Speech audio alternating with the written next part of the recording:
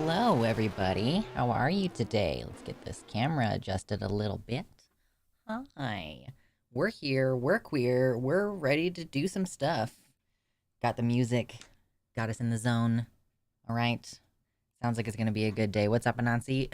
Alone over there in the YouTube chat. Rip in pieces. Oh, gosh. It's a heck of a Sunday, isn't it? It's sure Sunday. I got no complaints about Sunday so far. I ate some little taquitos earlier, and it was a good little lunch. So I'm prepared for a stream. Hello, we made it. Hello, yes, Kitty Tick. Hello, Mersh. There's Andy's Mints. Hello, Obsis. Violet. Y'all are talking about technology connections. I don't really watch him actively, but I do enjoy. He's like exactly the right flavor of autistic. What's up, Kodiak? If you think Luxander should get on sooner, hit the like and subscribe button. It really helps boosting them in the algorithm. True. Oh gosh. Raglan Tea from Animal Crossing. Yeah. Repping that Animal Crossing today. Totally not intentional, but anyway. But no, it does benefit the stream if you hit the like button. Always appreciate that. We've got the YouTube chat and the website chat. There are two places to hang out. Wow, amazing. We've got news to talk about today. It hasn't been as active as I would have assumed, probably just because, like, it's probably more like there's so much going on that you can't possibly, like, it all gets lost in the mix. So I'm seeing, oh, here's certain stuff from Palestine, probably not everything, and probably not even everything that I would want to know. Opsis, thank you so much for the $10 dono, starting off stream strong. Thank you for streaming. You are good vibes to be had by all. We try, I do have that objective of, I just want things to be relaxed. I want to talk about the important stuff, but you don't find me usually doing debates and like I don't do any angry reacts. I don't know if you all have noticed that. That is sort of a principle of my channel. I guess I don't really remember my specific reason why, but like I found that when I first subscribed to Mr. Atheist, if y'all remember back in the day, Mr. Atheist channel is now called Jimmy Snow, and then also he has The Line and all these different shows on The Line, and it's not really what it was originally. Originally, he was talking about Mormonism and his sort of deconstruction, and his atheism as being basically after being in a cult, because Mormonism is kind of a cult. And then he started doing these I'm reacting to what Christian channels are saying kind of content. And I think that content is valuable for a certain demo, but it just wasn't me. And, it's a similar reason to why I don't watch Some More News by Cody Johnston, because it's just like tiring, I don't have the energy to be that angry all the time. So, yeah, and that has sort of resulted in me also for my content. I will occasionally do a response to something that I don't like. I'll do, oh, Ariel Scarcello, what's she doing? And but not very often. And even then, I try to keep it pretty measured and restrained. And I try not to like get super rageful. You've never seen me play a rage game, and I will stop playing a game if it's making me too angry. There are certain games that it's like the right balance of like I'm annoyed because I'm being challenged versus like not being really upset about the fact that the thing is not doing what you want it to do. Anyway, what's up, Mama Mephistopheles? Hello, Gayfesh.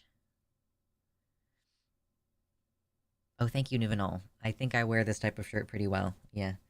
I just wanted to wear something that wasn't the same hoodie over and over again. It needs to go through the wash. Hello, Avi.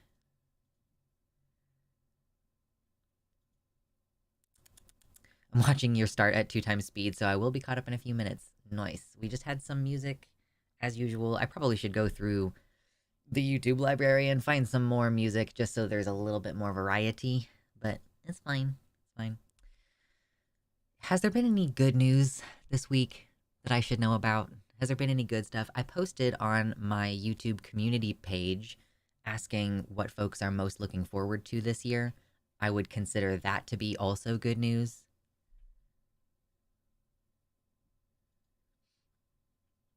Why don't you put in to join the Jubilee videos? because I don't want to travel and catch COVID. I don't want to be on set with other unmasked people and catch COVID. I don't want to be in front of the kind of audience that Jubilee wants to get its videos in front of. I don't think that that would be a net positive for my channel or my personal life. So I don't think it's for me. Like, maybe if I lived on the West Coast, it would be a little bit less because I would be traveling less far. I would have the option to drive. But still, I don't know. Like, would they? Here's the quintessential question: would they let me wear my mask on set and during filming? Like, if they were to not allow me to, then definitely no. I think I might do it if they let me wear the mask the whole time. But what's up, Donu Mayo? Well, I've been making mac and cheese. Yes, mac and cheese. I saw. Yes, Trump is. What's the context here? It's basically like he's this is a civil suit. It's a lawsuit, so he's paying to a woman that the court says he sexually assaulted, essentially. And yeah, so it's good news that he is being prosecuted for that, or not prosecuted. It's a civil suit, you know. So it's I don't know if it's the same as being like found guilty of a crime, or I think that this case is more like she's suing him civilly for damages. That's kind of my I haven't looked into it. I don't really give that much of a shit, if I'm being completely honest. He lied about her and continued to lie about her in the press. Okay, cool. Yeah, so he's being punished for damaging her reputation. What's up, typical? Hey, Sisukara. Welcome in. Looking forward to Greg Abbott going to prison for treason. I do have that open in a tab talking about Greg Abbott. It's like it's so strange because didn't Biden just release a statement saying that they plan to crack down on the border? And like, so I don't even understand what they have to be in conflict over right now. Like, I was pretty sure I just read a statement from the White House that I was very disappointed in. And now I'm hearing like Greg Abbott is. It's not like Biden just did something to open the border in any way. I don't understand. I'm gonna have to read about it. Like, it's kind of sort of on the docket for today because I just fucking have no idea. Civil suits punishments are not as serious as criminal suits. Yeah, basically the point between the difference of those things is that civil suits typically result in a financial punishment. So you have to pay the defendant some amount of money, but with a criminal proceeding, you're being charged with a crime by the state. So like something goes on your official record, and you have the potential for like actual punitive action in the form of jail time and like other such consequences. Oh, just throwing. I have so many hair ties at my desk. I keep leaving them out here, and then like I keep leaving them here in my office, and then I go to bed at night and I don't have a hair tie, so I have to pull out a new hair tie, and then I take it out in the course of the day. And so now the result is that I have 7 hair ties in my hand and 1 in my hair. And there's another one on my desk right there. So, and there's another one on my desk right there, except that one's stretched out and I need to throw it away. He was already found liable for the sexual assault. Okay. Like, liable for punitive damages, like for financial damages, right? That's legally distinct from him being found, like, guilty of it. Biden folded like a wet tissue. So did the Texas thing happen first, and then Biden released a statement about the border? Is that what happened? Is that the order of events here?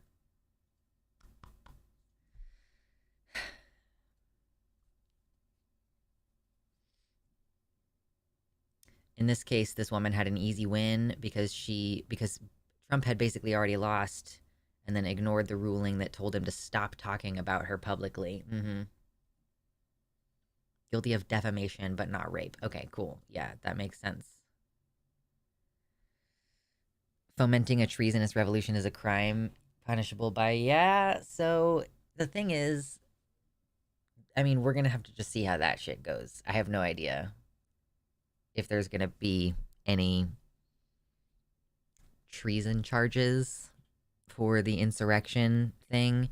At the very minimum, like under the 14th Amendment, he doesn't actually have to be charged with anything in order to be blocked from being on the ballot, for example. What's up, Mackenzie?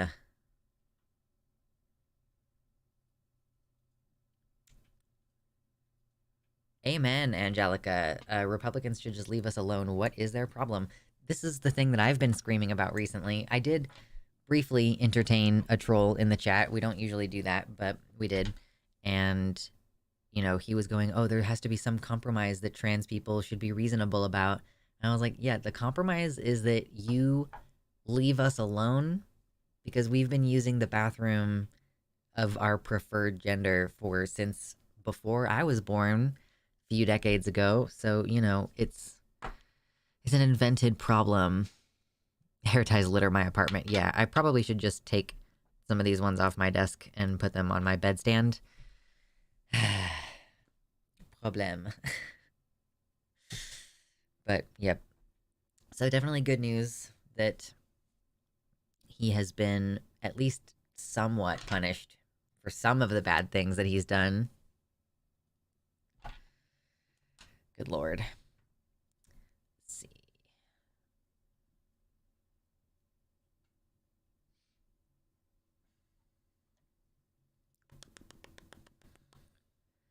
I feel like today is probably going to be like a 1 or 2 topic kind of stream day. Because I don't know. I just didn't see a lot that I was interested in talking about today. My apartment is the sock and hair tie void. I've bought at least 100 of each since moving here, and I cannot find a set to save my life.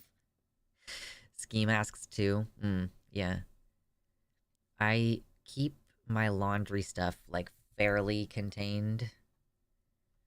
So it's like, okay, it has to be within this parameter of space, because it's the only place that I put my clothes.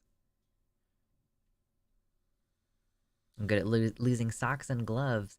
I've lost a good fair few of socks. I think part of that is just, you know, using communal laundry situations. Like, typically in the past, I've had to use shared laundry units. And, like, if a sock gets stuck up, you know, just kind of underneath in the crevice right there, it's easy to for someone to just, like, pick it up and throw it away later, essentially. Or for someone to accidentally get it in with their laundry. And then, yeah, is the person gonna go out of their way to bring your stuff back to this laundromat? Like, or is it just gonna end up in their stuff? So, you gotta be especially double careful to get all up in there when you're doing laundry. Get all up under the edges of stuff. Visually inspect. Get all up in there.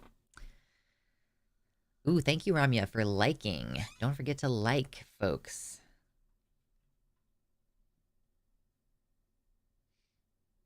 I gave up with sets and just mix and match without caring. I can't do that because the textures can't be different. Like, I don't enjoy when the textures. I don't like. I'm a pretty much needs to be wearing socks kind of person, and then but also the socks need to be a certain texture.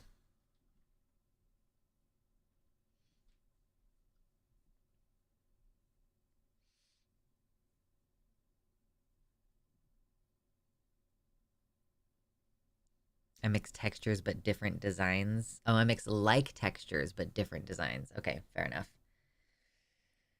Anyway, the feet textures. I wonder how many other things in my life are easier to manage now that I just am doing a better job of noticing and therefore accommodating little things that I'm bothered by. It's like distracting. Just so much little stuff. I did not used to like compression socks.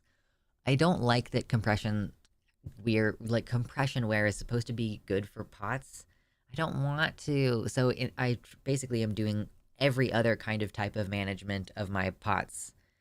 It's like my low blood pressure, basically, except for compression garments. And also, I'm really worried about using compression garments because it just feels like I don't know, like I have this like fear that it's gonna cut off circulation somewhere because I sit weird. Like you see me move around a whole bunch during the show because I cannot remain in one place. I am uncomfortable. I sit on my legs and then I sit cross-legged and it's like it changes, you know? And I don't want to like cut off circulation and then move into a different position and be like, oh, now I have a blood clot. Cool. Like I just have a lot of health anxiety.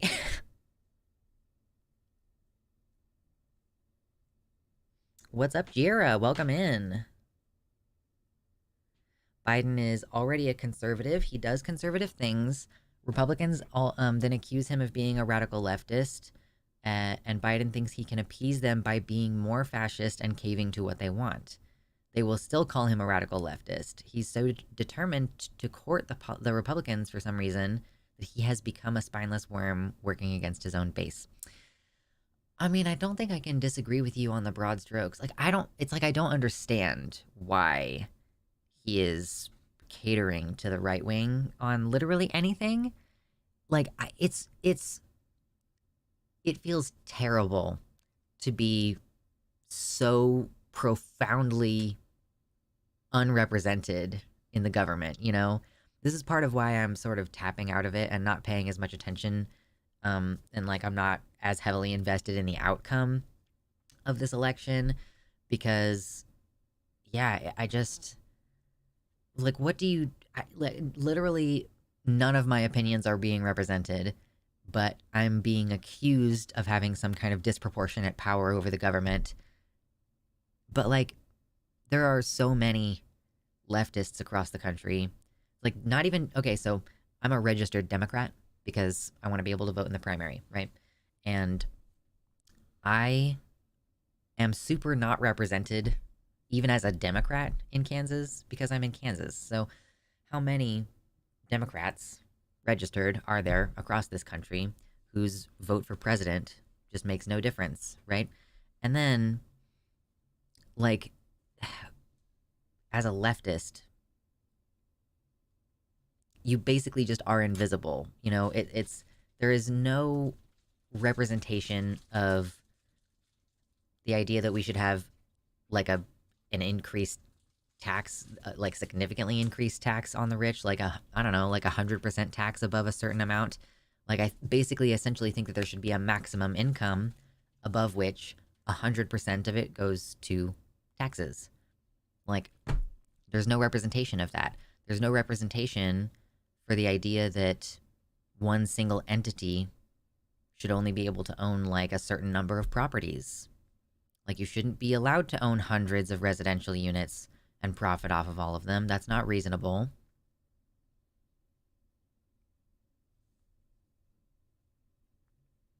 Particularly lots of houses, you know.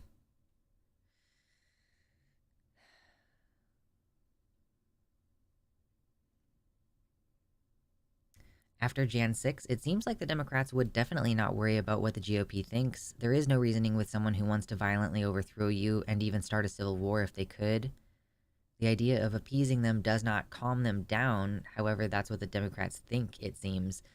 Yeah, it's that whole thing of what are they trying to accomplish? It's, you know, their job is supposed to be to run the country and to do the things that are on their party platform, which tends to be in opposition to what the other party is doing. Um, like they make promises during their campaigns and then they just don't. Like we elect them for specific things that they're campaigning on, and then they just don't do any of it. And like, bro, it's so. I mean, genuinely, there is something really sad about it. Like I'm having a hard time narrowing that word down better than that. But like it's like a bummer to be unable to actually affect any change because of like a series of deliberately oppressive factors. And yeah, to just know that I don't think I'm ever going to see a mainstream conversation about genuine, like, universal health care or a universal basic income or literally any of the things that I think are going to positively affect the world.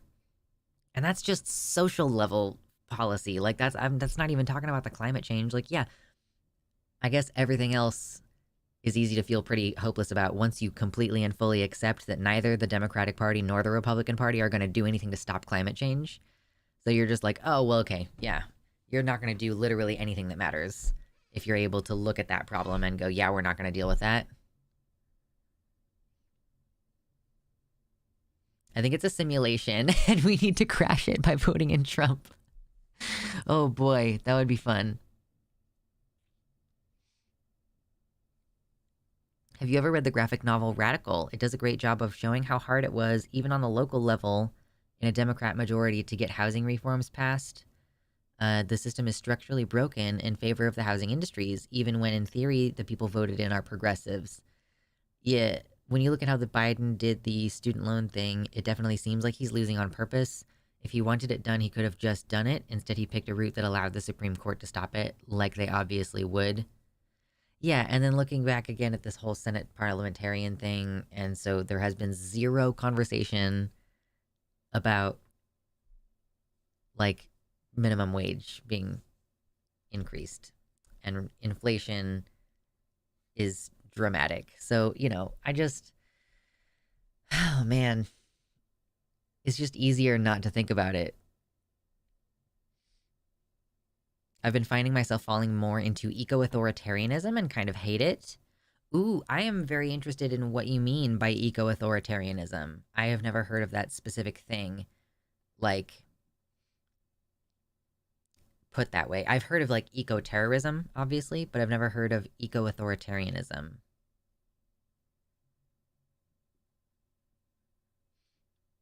The lack of an actual left in America means the liberal and centrists will become fascist in time.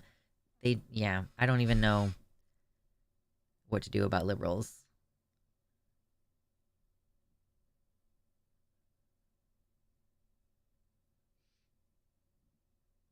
In good news, Philosophy Mommy posted muscles. True.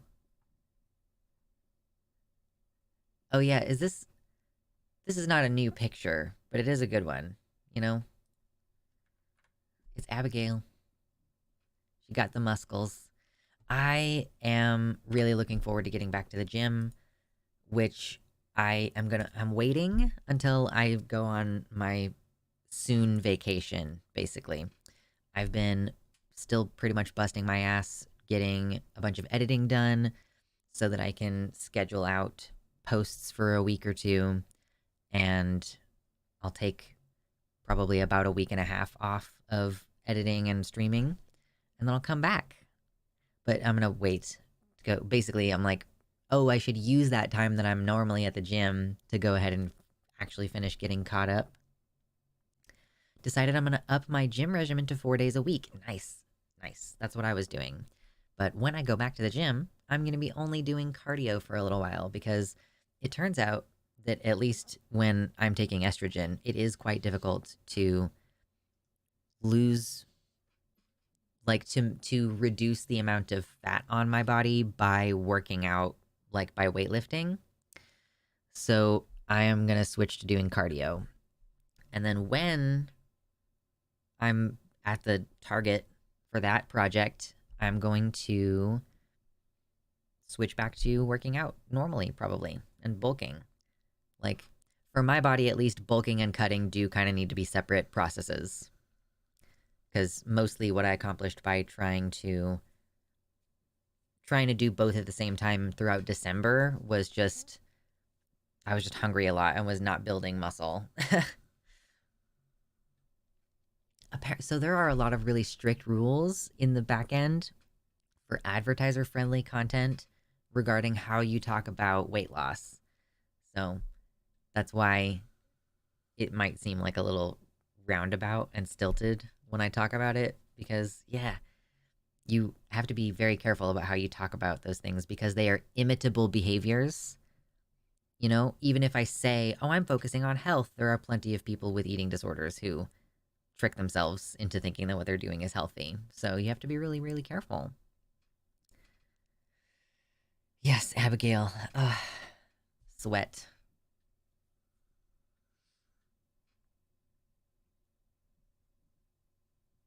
Okay, I'm gonna have to Google eco-authoritarianism. Or I guess maybe, okay, Anansi just posted. Okay, essentially it's justified by the belief of the inevitability and necessity of a strong central government to preserve the environment. That is a question that I've had before, and I think I've even talked about it on stream, is like, how do you deal with things? No, you're fine. It's fine. Um, things like trying to protect certain animals from extinction.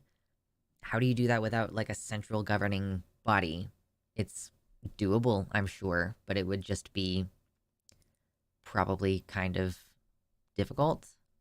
And like, I don't know how you would enforce it except through threat of violence. Like, I don't know what you do if there is no central governing body with enforcement procedures for preventing dumping in inappropriate places and protecting species and protecting biodiversity and generally like making sure that there's adequate water resources. Like, you know, you can't just kill plants willy-nilly because then you could negatively impact the ecology of an entire area even if you quote own the land. You know, I think that you shouldn't be able to dig out all the plants and let the whole area dry out because yeah, that's not just affecting you.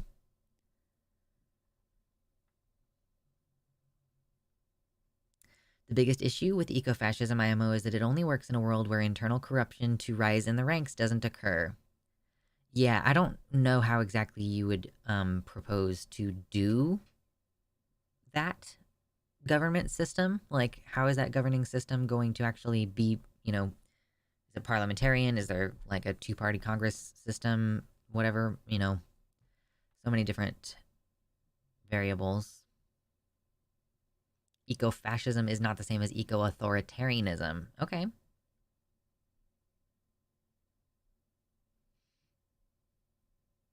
Nobody should imitate me if you want to be healthy. I might be healthy, but my number one goal is to be hot. That's a fair goal, you know? I think my main goal is that I want to look a certain way, and then the healthiness is kind of a nice side effect of that. And like, I do want to be doing cardio, but it's easier to convince myself to do cardio if I'm like, I don't like the shape that I am right now. You know, I find that um is just a little bit more compelling personal motivation is I want to look a certain way. I do want to be healthy, but there's like guilt associated with that. And there's like an I should associated with that where it's just like, yeah, if I want to look a certain way, then it's just a desire that I have.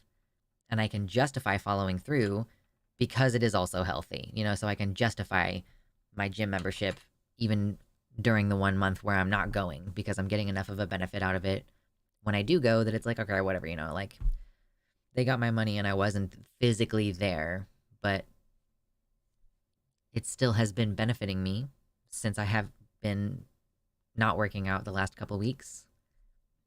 I do look forward to getting back to it though, because wow, the mental benefit that exercise confers, man, I feel like kind of shitty a lot.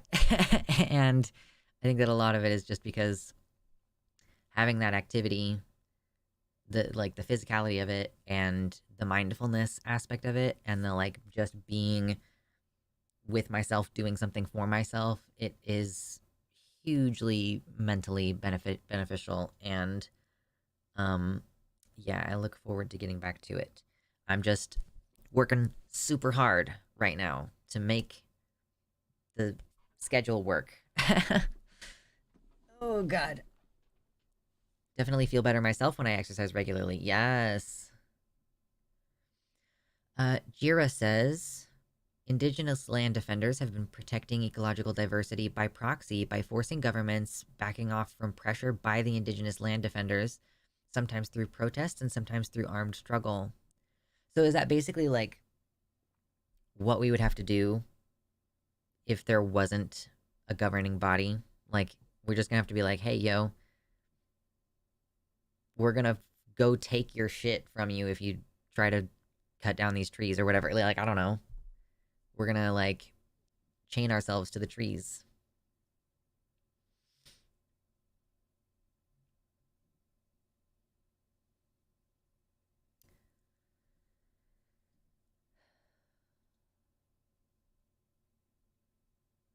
There's an assumption with eco-authoritarianism that dictating ecological restrictions are going to actually lead to those restrictions staying in place long enough to be effective.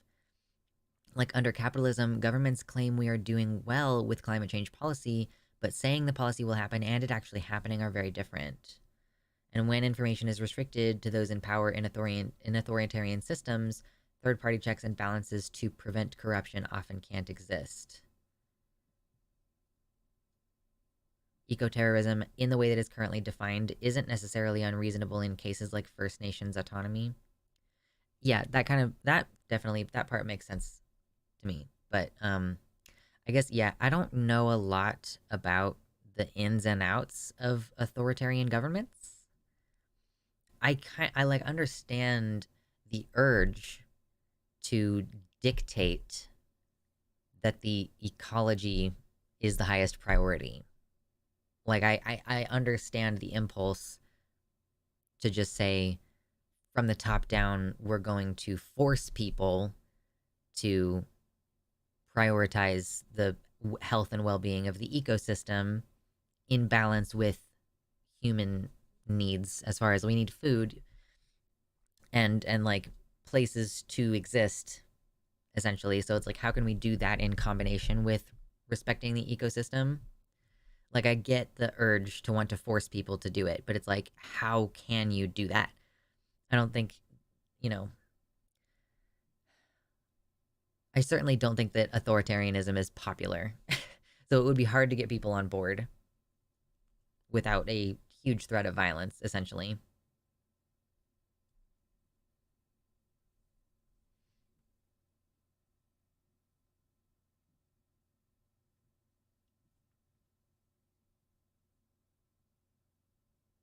Liberals hate when we admit that there are material needs like clean water that would justify violent revolt. At a certain point, if the choice is no clean water or violence, violence is less harm, IMO. I don't think I disagree with that take. Like, I know that it's not popular as an opinion, and I know that it is probably one of those things that skirts TOS, but I don't believe that violence is always unjustified. I'm not a pacifist. I don't think that you should.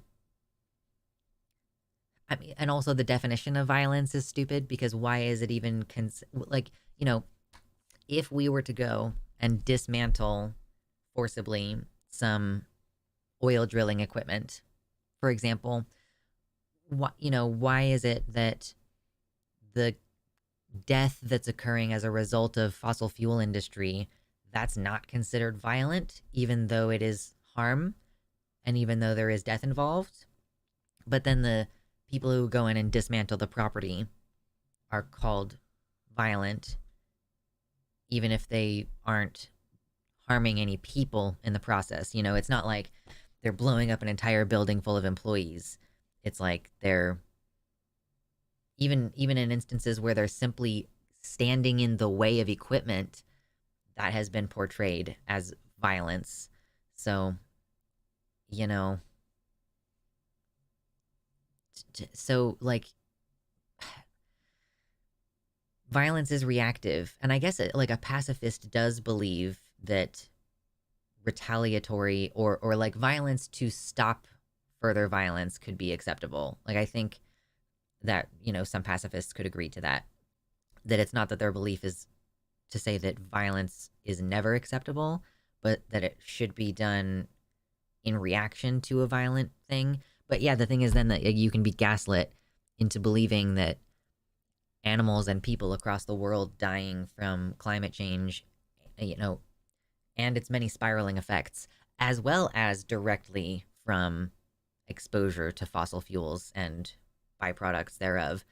Like, it's not a small number of living beings that are harmed by that. So, at a certain point, yeah, it's like, what do you do? And like Philosophy Tube's video pointed it out that environmental activism is rather uniquely nonviolent, actually, and which is surprising given, compared to other forms of civil rights protest,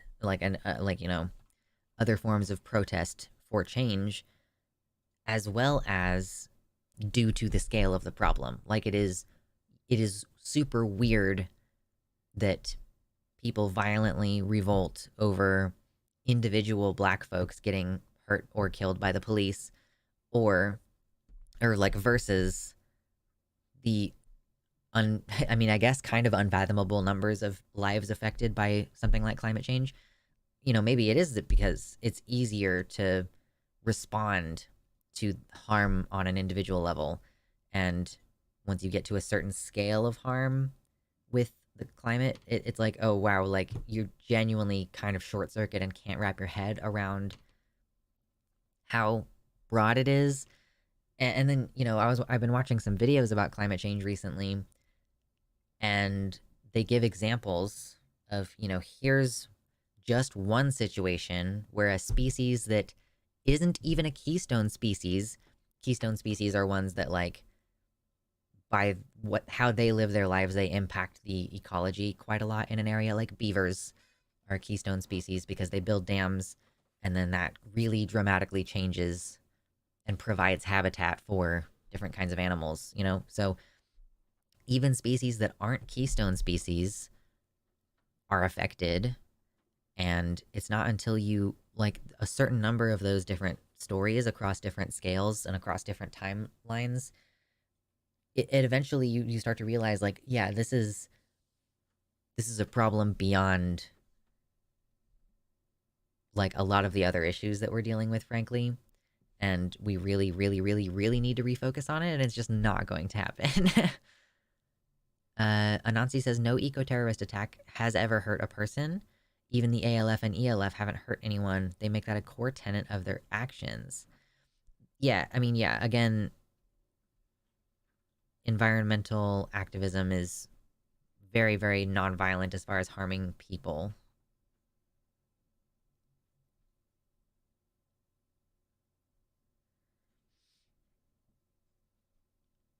Pacifism isn't passivism, but the propaganda to de-radicalize pacifism is heavy, so it's okay for any misunderstandings. Yeah, of course, sure.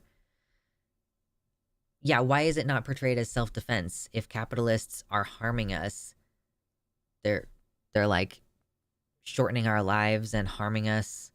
Um, like, what are we gonna, like? At what point do you respond to that with at least equal? If they're gonna, the thing is, they'll show up with police and SWAT gear and kick the shit out of you for standing in the way of operations at insert climate change fucking company here. Um, because yeah, the state has the right to use violence and we don't. Like, we are not allowed to even talk about, in many cases, any serious plans to take any action like this. And, like, just to be clear, I've said it multiple times and I'll keep saying it. I don't want to be a terrorist, which is why I'm going to go, hopefully, find some place to go live in the woods and be away from people, because it's, this is not a problem that I'm interested in dealing with.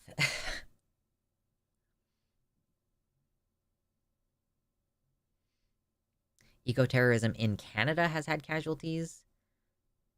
Um, it's not to say the violence wasn't justifiable, but just to say that there haven't been victims is not true. Okay, well, that's good to know.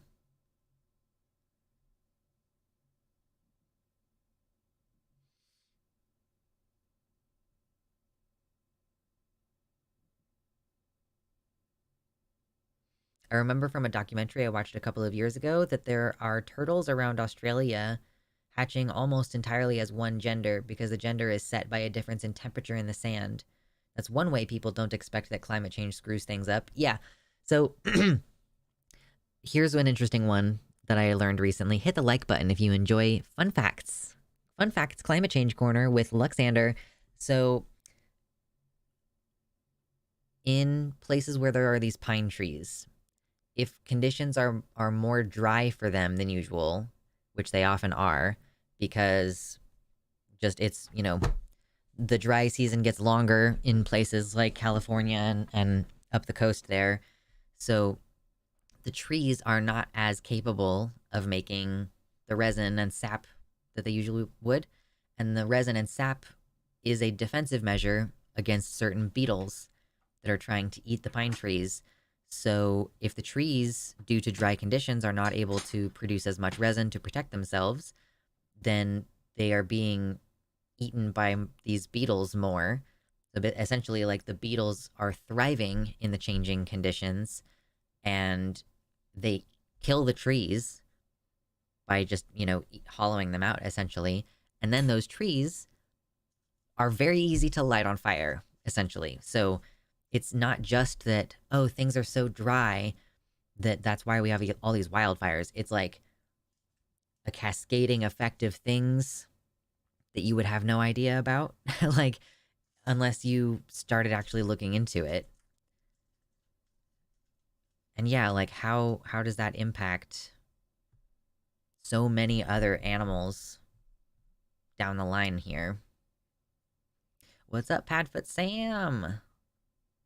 You can do anything as the cult leader. Listen, I don't even want to joke about being a cult leader because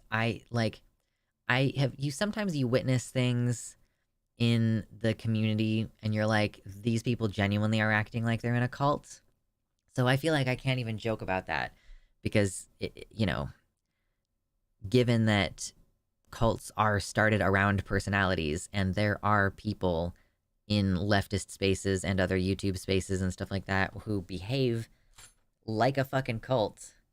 Like, I would love to joke about being a cult leader. It would be funny, but I'm not going to.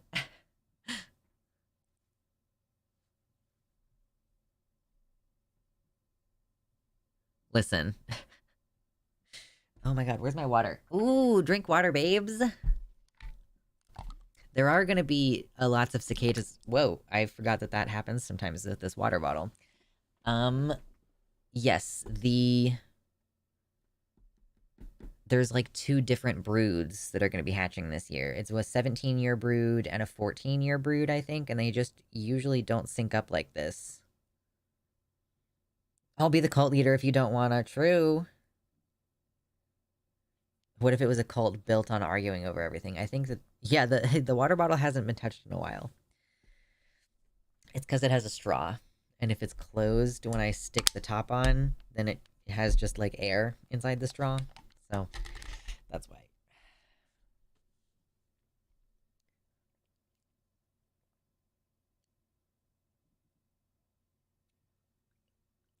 I thought that I put lemon in here earlier, but it doesn't really taste much like lemon. Too bad.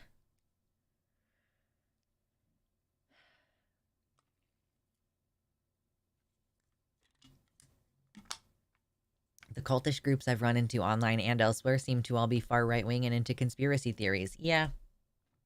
It's only certain... It doesn't happen as much on the left, I'll say. It doesn't happen as much. And I don't even know... I think that's the thing, is these people would not recognize what's going on as cultish behavior. Yes, you have to open the water bottle straw to let the water bottle farts out.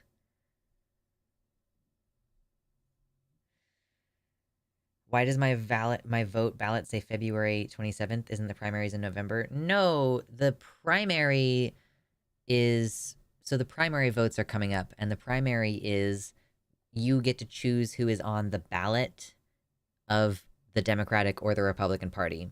So if you're registered as an independent, you don't get to vote in the primaries. Primaries are held earlier in the year to determine who is going to be on the ballot.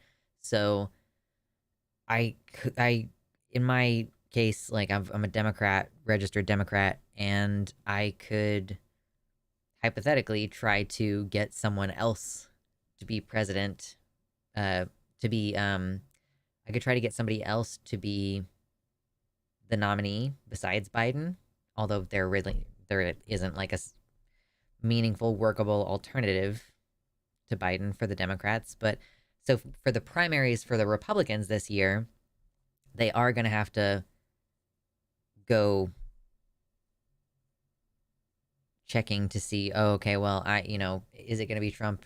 Is it going to be so and so? Nikki Haley is still in the running. I think the black guy dropped out. Did Chris Christie finally drop out? I know DeSantis dropped out. Who are we down to? I keep seeing people talk about Nikki Haley, so I know that we have Nikki Haley and we have Trump, and I don't know who else is still in. Ramaswamy, I guess, is still in.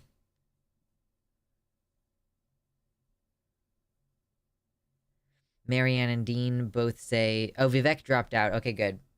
Marianne and Dean both say a two-state solution for Palestine and Israel. Not sure how that's going to work, as it hasn't been so far. Is what we've been doing, is that a two-state solution? Because I think the two-state solution implies that Israel stops doing apartheid in Palestine. Like... Oh, Vivek. I don't care, dude. I look forward to forgetting his name and his existence completely. There's a fucking reason why I always say Ramaswamy.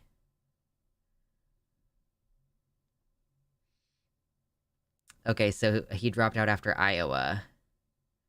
Rip in pieces. I think Haley might try sticking through to the RNC. Is there anyone else? Is it just her and Trump now? Excuse me. Ah! So the bark beetles that are currently decimating pine trees are an invasive Chinese beetle that rode in on the Chinese elm tree, which is also an invasive tree in northern Arizona. They are really nasty as a tree because they spread as suckers and seeds.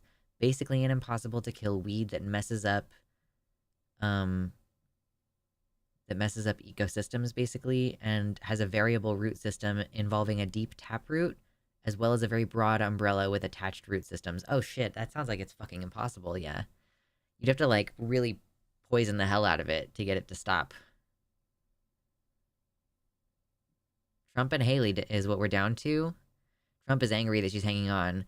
Really? So we're really down to just those two. Wow.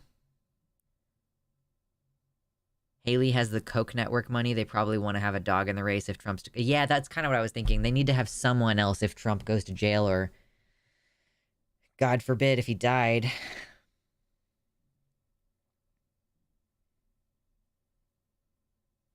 Apartheid is the two-state solution, basically. The only valid solution is a free Palestine, though that doesn't mean forcibly deporting Jewish folk. Yeah, it would be terrible. Yeah, but... Like, I guess I haven't really looked into what any of the political theory is on the solutions, specifically, like, what two-state solution would look like. But it seems to me like you don't have two separate states if one of them is under apartheid. Like, how are they meaningful? How is that meaningfully a different country? But I guess we would not be able to validate Palestine's sovereignty without also having to recognize, like, Puerto Rico's sovereignty, for example. Like, how is it... It's, like, not really part of the United States, but it's also not its own separate country. You know what I mean? I'm still mad that Biden is the only option, and we basically didn't even see a Democrat primary. Yeah, they didn't even try. If you're for the liberation of the people of Palestine... hit the like button, I guess, says Anansi. That's such a weird thing to, like, literally capitalize on. But yeah, it is also true. If you don't support that, then you're definitely not going to hit the like button.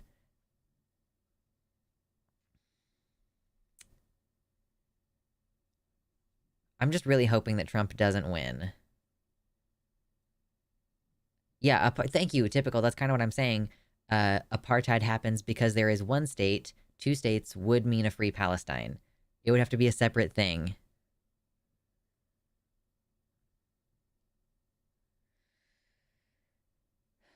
It's been known that it would be Trump and Biden for like a year already. Yet there hasn't been really any question. The length of election seasons used to be at least punctuated by primary news, but these two guys in November 2024 got tiring even more quickly than the usual fare. Yeah, I do think the only way I've probably said this before, but I'm gonna say it again. The only way that Biden wins is if Trump is in jail or otherwise like unable to run, actually unable to run. I don't see this going well for Biden.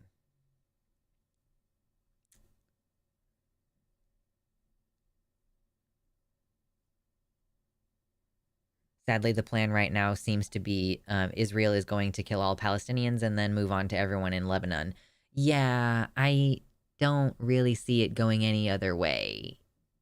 Trump is being removed from ballots in various states. Yes, but I think that the Supreme Court could declare that to be an unconstitutional action, and therefore he would have to be reinstated on the ballot in those places. I think Trump won't do as well as everyone thinks. I don't think that this is about Trump doing well. I think it's about Biden doing poorly. I don't think that we're going to see Biden voters switching to Trump. I think we're just going to see Biden voters not voting or writing in third parties or writing in just like Harambe. I just don't, yeah, I think that Biden is fumbling the ball with his base in a way that Trump is still the front runner for Republicans. There's a reason why everybody else has dropped out except Nikki Haley because she's stubborn. Like, everybody else was polling, what, 20 points at least? At least 20 points below Trump among Republican voters.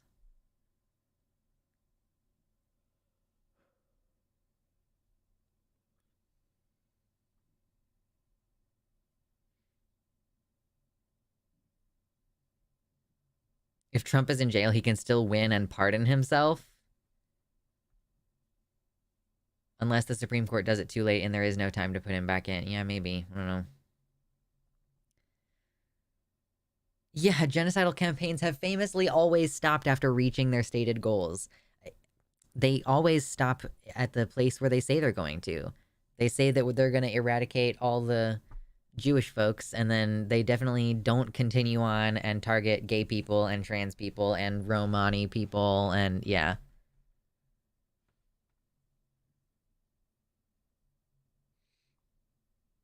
Trump is substantially less popular than he was before, though. So is Biden. Like, Biden has fucked over like basically everyone. Pretty he's been pretty good on unions, but he has not followed through on like any of his other promises. So it just seems like I think that Republicans might be more likely to just vote Trump because they're gonna vote Republican no matter what. This whole thing makes me only argue more for moving into the woods. That's what I'm saying. Okay? Oh my god, we're getting so close. I think that probably I should I have a planting guide that I just found recently for my zone, and it also tells you when to sow certain things if you're going to be starting them inside. So if I wanted to start my peppers inside, I'm going to buy seeds and start that project soon. So, yeah, that's one of those things that the donations are going toward this year is me growing some of my own food. So, I'm cooking all my own food lately. I pretty much don't buy fast food, like literally maybe once a month. I'll contribute to us getting like ordering dinner out because I don't feel like cooking or whatever. But yeah, you should sow a scythe, that way you can reap what you sow. True.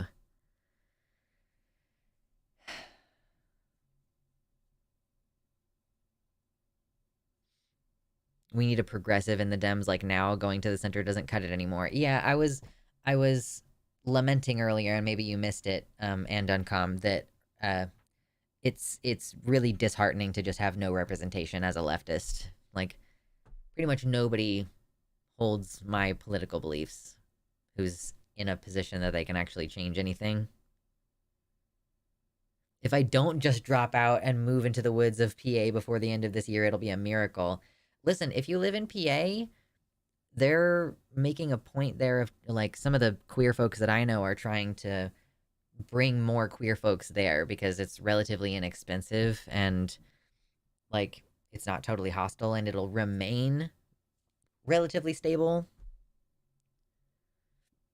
Like climate wise, it'll remain relatively stable over there for a while. I personally do feel like there are too many people in just, in the East in general. Not that there aren't a lot of people on the West Coast, but I just have this feeling like it'll be more densely populated on the East Coast over time.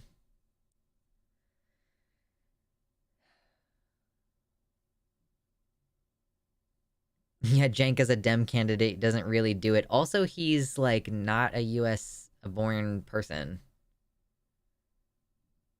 Yeah, he was not born in the US and cannot win.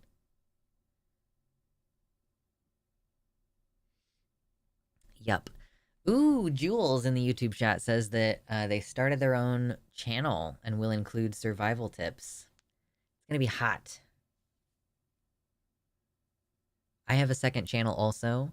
So part of the reason why I mentioned that I'm going to be starting my garden stuff is I'm essentially planning, as soon as I get the seeds, I'll probably start taking little recordings here and there and go, hey, look at this.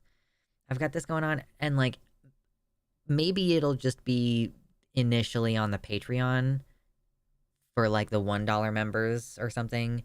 But when that stuff gets published publicly, it will be on my second channel, which right now is just called Luxander 2. But I need to figure out, I don't remember what day it was that we were talking about what to name that channel. The only name that I can remember is One Oasis Left, which was really good and it left a great, like, lasting impression on me. But yeah, it's like a gardening slash homestead channel where I talk about politics. One Oasis Left.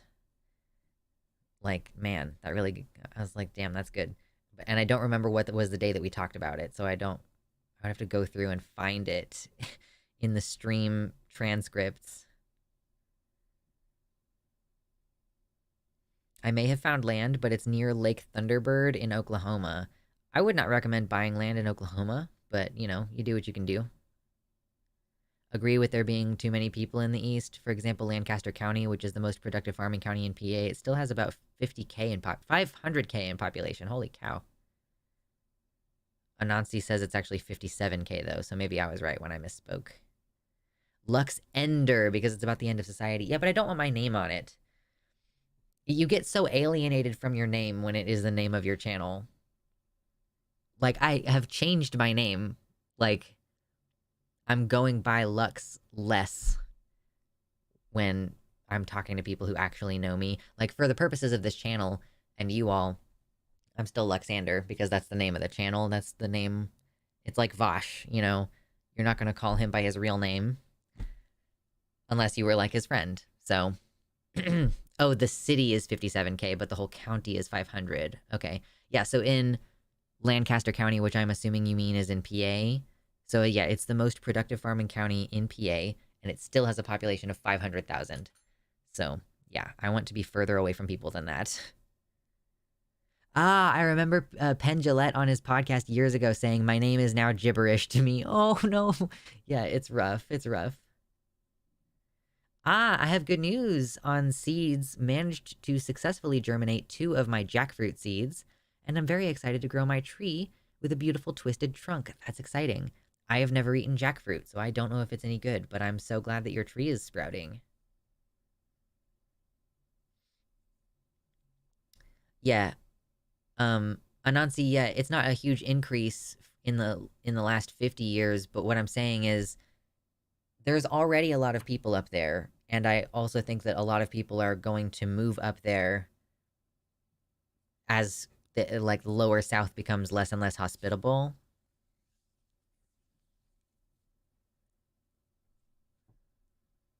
Jackfruit is like a meat substitute. Yeah, I think that's what we've said before, that it has like a meaty texture, or yeah. it is a good extra food source, and I am going as broad as possible, so it's hard to get bored. Priorities.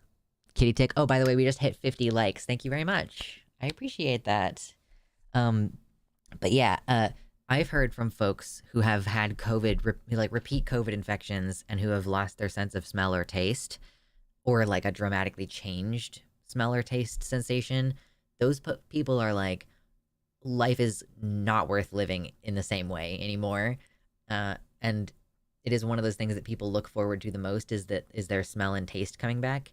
So because of seeing those people talk about it and knowing a bit about psychology in general, if you go off grid and you're planning for societal collapse, you need to diversify what food you grow, like a lot. And you also need to grow like herbs, and you also need to figure out how to get salt. Like, those are things that you 100% have to do, because well, you need salt to live. So it's not just a flavor thing, but in order to not hate every day of your life, like, you cannot just grow squash and that's all you eat all fucking autumn. Like, not only nutritionally, but you will not savor life the same way anymore. Gonna be growing our grains this year. I can get salt from my ocean. I don't know how close I want to live to the ocean. I honestly think I don't want to live that close to it. But it is the best way to get salt. Like, if you're gonna be living, I guess you could drive like a couple hours and get a couple gallons of salt water that you can then bring home. Like, get like 3 or 4 or 5 gallon buckets, and then like fill them with water from the sea, and then bring it back and like boil it all down. I lost my sense of taste for 2 whole months when I was infected with COVID the third time. It was as if everything tasted like air. I couldn't even taste super hot chilies. Oh no.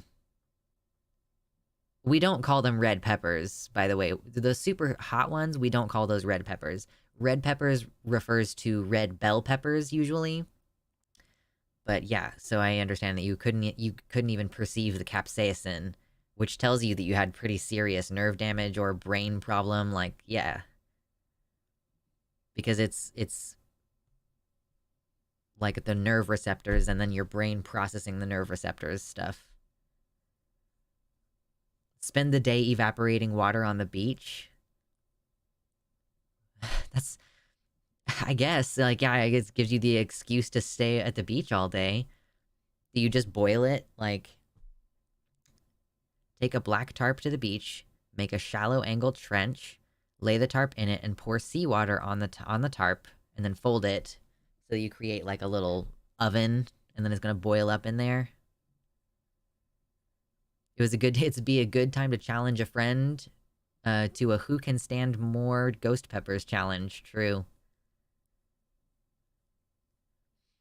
But I guess that way, if you just do the black tarp, the steam escapes the edge. Yeah, sure. So then you don't have to carry 5 gallon buckets of water back to your house and then boil it in your house all day. Those are good ideas. You have to get some tarpaulins. Gotta have some tarps.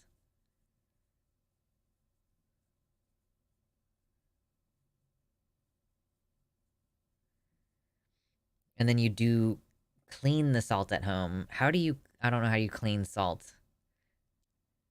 These are the kind of fun things that I want to, and I say fun, like, it's, I like thinking of it as fun as opposed to, this is a terrible thing that I'm having to learn out of necessity. So instead, I'm like, ooh, a great opportunity to learn a new skill. Wow. Boil it in water, pass through a simple filter to get little contaminants out. Fun fact about black pepper, it's only black because it was harvested when it was green and steamed to get the black color as a preservation method. Ripe pepper is red and has a different taste than black or green or white. Nice.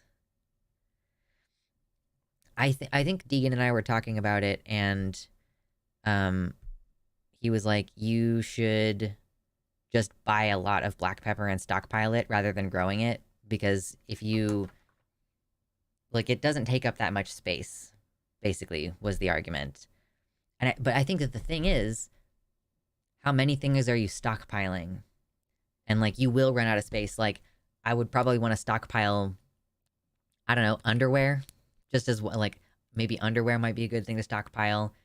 Certain moisturizers or shampoos that you wouldn't be able to get access to. Maybe, I don't know, like, masks and antibiotic, like, stuff that you want to have a lot of. So, how much stuff are you going to stockpile versus how much are you going to produce?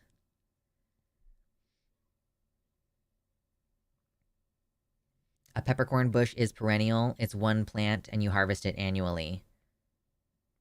But you do have to process it in order to turn it into black pepper. Use a cheesecloth to strain the salt. Thank you, Ramya. I admire your determination and motivation, honestly. I just fucking have a determination to live. Toothbrushes, deodorant. I honestly don't even wear deodorant most of the time, but I also am not doing a lot of manual labor, so I probably would be way stinkier. Salt can be UV cleaned as well. So how do you just leave it out in the sun and let the UV from the sun do the thing?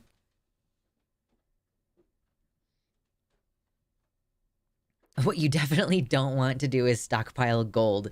Yeah, I don't know why I would do that.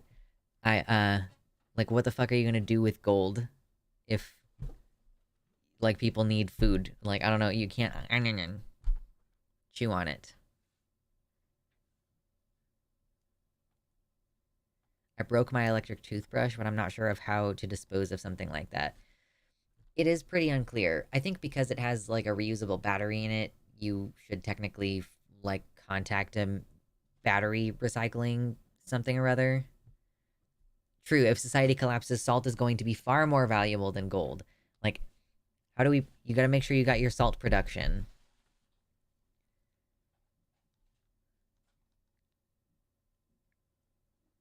In some places, you can use the sun to use the UV, but not most parts of the northern hemisphere. True. Fair enough. Yeah, the sunlight is not strong enough up here for that. I remember the existence of the TV series Jericho. I think I may have watched a couple episodes, but it was about a nuclear apocalypse, and the town of Jericho has a salt mine, and that is one of the reasons it's an important location in the series. Venice is rich because they sold salt. Tobacco and alcohol, people will barter for it. Yeah, I don't... I mean, alcohol, yeah, of course you produce because that's how you get vinegar, and you need vinegar in order to clean stuff. And also because it's amazing and delicious to cook with. And, like, so yeah, alcohol production makes sense.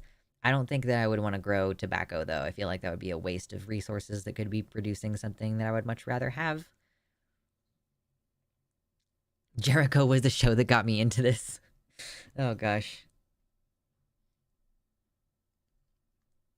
We do have a battery disposal at the hospital, but I'm not sure about whole brushes.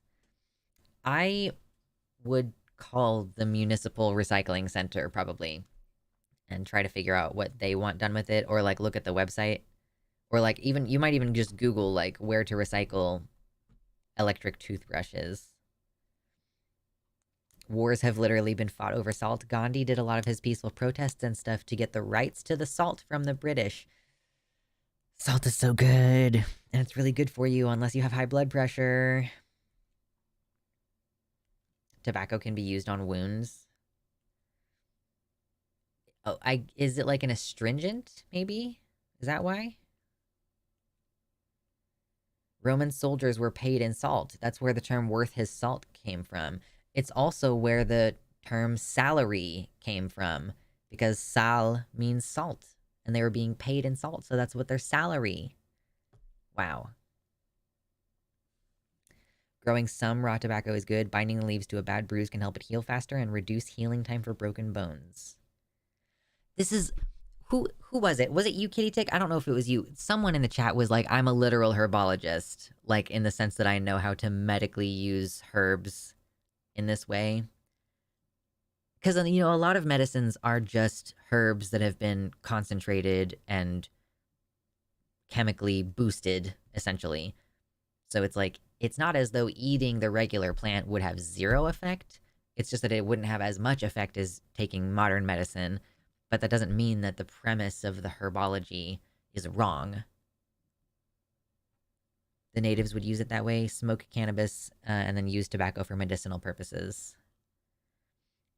I thought there was someone a few weeks ago, and I can't remember who it was, who was like, I'm a literal, like, I know the actual how to do doctor stuff with herbs.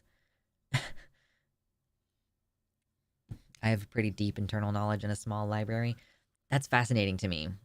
I would love to know that stuff as well, because that, you know, not only are you potentially needing to grow your own food, but you might need to have your own, like, yeah, I would rather grow aloe vera plants than stockpile sunscreen, or not sunscreen, but like sunblock, like sun, oh my god, what is it called when you have a sunburn, like sunburn cream or whatever. I would much rather just not stockpile that. Materia Medica is a good book to get, a Victorian apothecary's guide. Oh, okay, so you were talking about how you can actually become a doctor in Oregon for herbology. Okay, I got the wires crossed. But it was you. Okay, so you can do that. Alchemy skills in the post-apocalypse. Listen. And do you all know that foraging channel? Is she just called Black Forager? I think it might just be the name of the channel. She started out on TikTok, and I see her stuff on Facebook now as well. She recently caught COVID for like the first time, the entire thing that she knows of, at least the first symptomatic case of COVID she's had. And she genuinely had like, she's got her almost like little library of tinctures. It's like you're watching Game of Thrones and one of the maesters opens up their medicine cabinet and it's all these little different jars of different sizes and they're all kind of dusty and they all have handmade labels. She has a little tiny version of that kind of on her kitchen countertops. And I love that concept. And she was like, I'm taking this specifically because it's going to help with this specific symptom. Um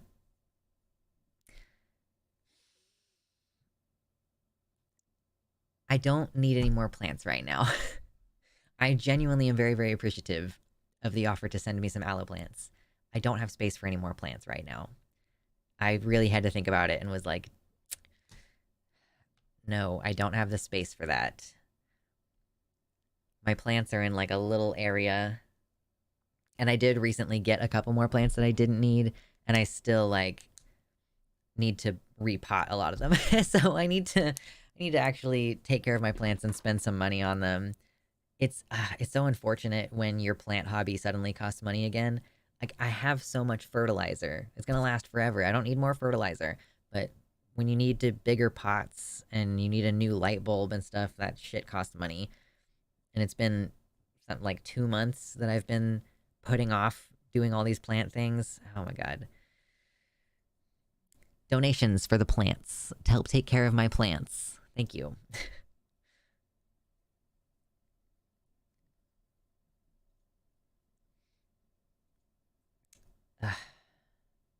Hallowed plants. They are hallowed. And I do actually have one aloe plant. She put out pups a couple years ago and I immediately gave all of the pups away, so you know, it hasn't had babies in a while and it's pretty small, so but it's a cutie and it's the plant that I've had the longest. I cross-pollinated 2 different aloes this week and I'm excited to see what happens. That is very exciting. Cool. So we've been going for a while now. We should probably do some actual serious topics today. We have, you know, I will talk about degrowth all day long, essentially, but oh my god, there's actual serious stuff we should talk about. What is going on with this Greg thing?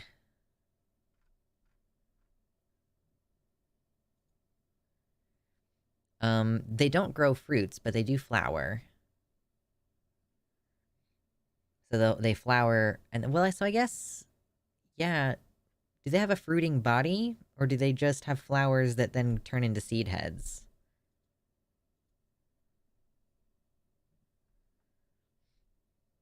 Hmm. Okay. Oh my god. Like, what else? Oh my god, yeah, there's the fucking Israel again. What does UNRWA stand for? United Nations Relief and Works Agency. Hmm, okay.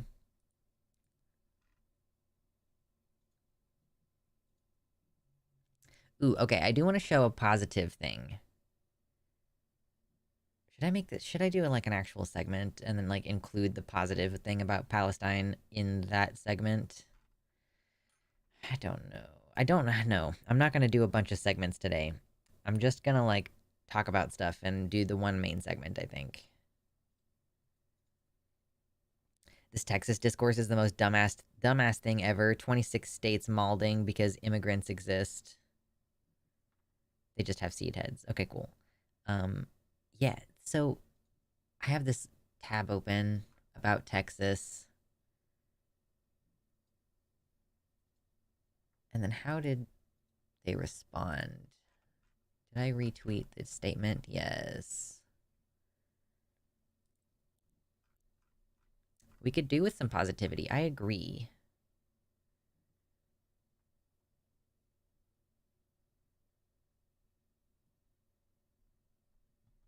It's rare for aloe to germinate due to the shape of the flower, and they droop instead of angle up. So you do have to like manually pollinate them.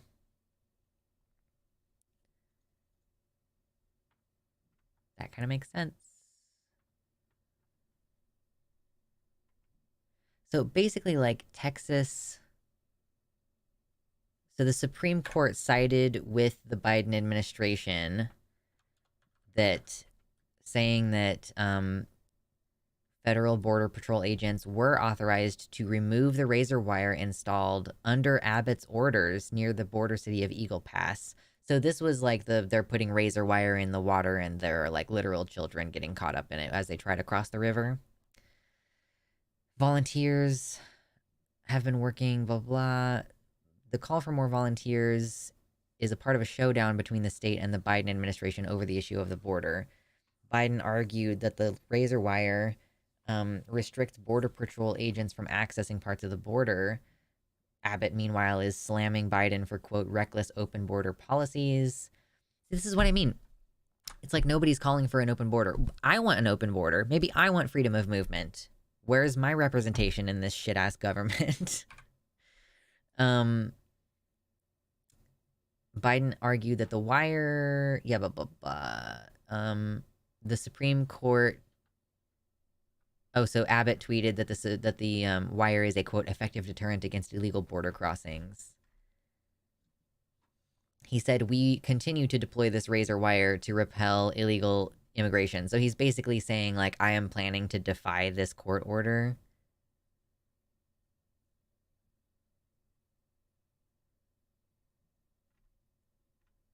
So I think that he's, yeah, now Texas, they're trying to put together a border protection unit and get more vigilantes in the area to volunteer to patrol the border, essentially. Citizen members of the unit would have the power to, quote, detain persons crossing the Texas-Mexico border unlawfully and arrest them under such provisions. And then in response to that, I think in response to that, basically, like, Biden is saying, okay, so they're trying to get a bill passed that will be the toughest and fairest set of reforms to secure the border we've ever had in our country. It would give me, as president, new emergency authority to shut down the border when it becomes overwhelmed. That seems overwhelmingly bad. And if given that authority, I would use it the day I sign the bill into law. Like, what do you, so you're just sort of claiming that the border is currently overwhelmed so that you can instate emergency powers? That's like I'm I don't know. I'm not a fan. Literally now the concept of, like, let's not shoot immigrants is too far left.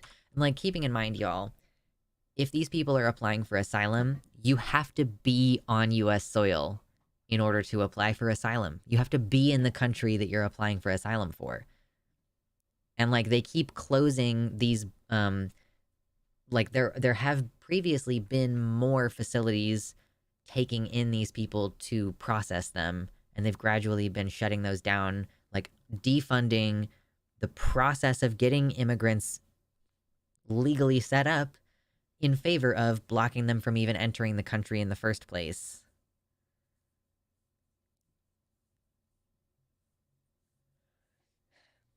He's folding like wet tissue. No, no, no, guys, I can be as fascist as you want without realizing it doesn't matter what he does, Republicans will never be happy. They're never going to try to get, they're never going to vote for him. It's never going to work as a tactic. And instead, we just are moving further and further away from the Democratic Party being meaningfully different from the Republican Party. If the border is overwhelmed, maybe don't put a huge ass wall. It might be less choked up. If you had, like, more entry points instead of fewer, what a crazy concept.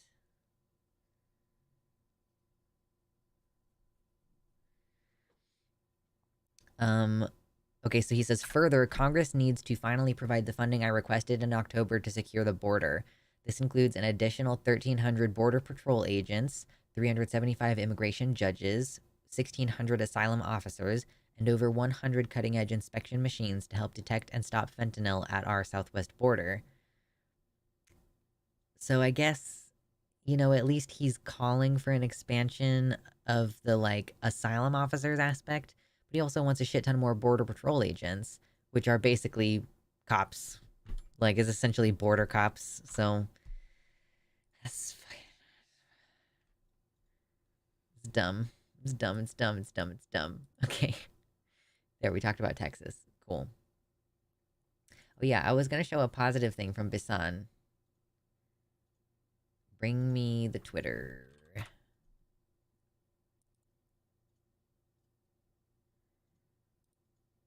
Okay, I need my headphones. We need a bit of good news, okay? And we're gonna get to 69 likes today, I hope. That's my hope and my dream. My dream. 69! Yeah, this is the process that the US goes through. Let's loot and plunder a developing country, creating, like, poverty and desperation there, and then get really pissed off when they try to seek better opportunity after we worked so hard to make sure the US has a reputation of being, like, the place that you go when your country sucks. Oh god, okay. So if you guys know Bisan, she's Palestinian and she posts about the situation over there a lot. She posts these videos, and this is a little positive video that I want to share with you from Bisan. Make sure my volumes are all good here. Here we go. For typical Palestinian mom, why to buy anything while I can do it, I can make it?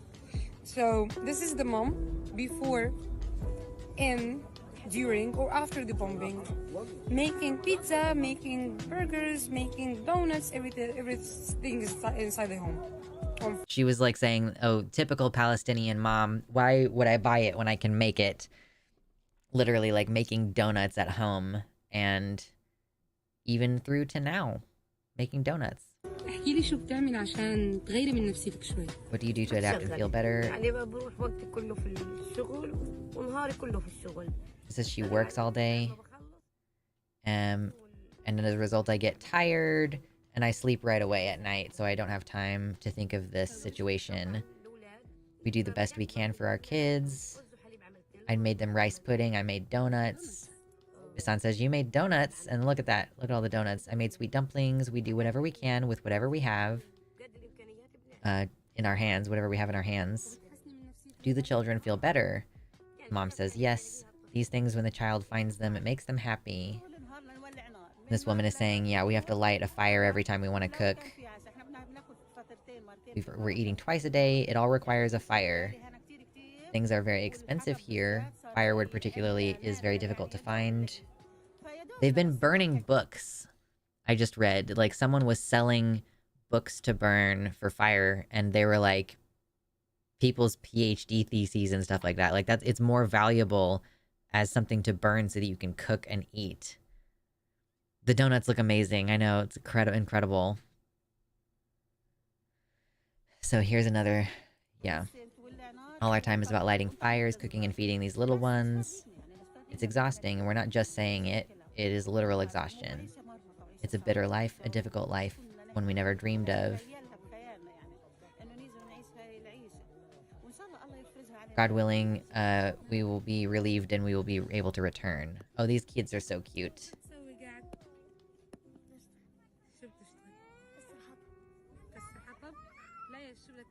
She's asking what they're doing, and he's saying we're breaking up firewood so that we can light a fire to cook.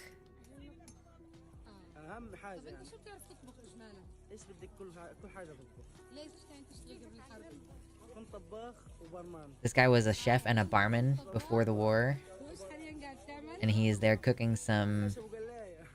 He's like frying some eggplant in some oil over a fire. This is the biggest meal you can make here, he says. Like, yeah, it's a rough situation, but it is lovely to see, yeah, that the kids are still smiling, that moms are thinking, like, you know, I want to make the kids smile, I want to make this easier for them, so I'm going to make donuts, you know, and that, you know, there's a willingness to contribute to the community, even from the kids. So, it's good. It's cute. We can hope that they are going to be okay.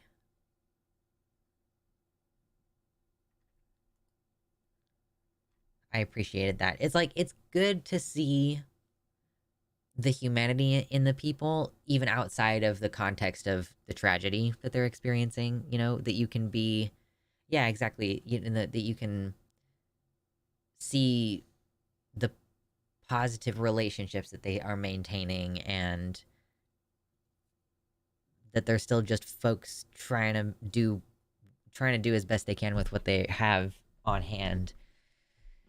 And yeah, like, again, it's not a good situation, but that it's nice to see that, as opposed to another video that I might have seen from the same camp would have been like, oh, when it was raining a couple days ago and it was super muddy and like water is just in the tent, because it, you know, they're just like, they're kind of more like the lean-to style tents. Like, it's not the kind you think of where it has the bottom that's also sealed all in or whatever. And even those are not like watertight.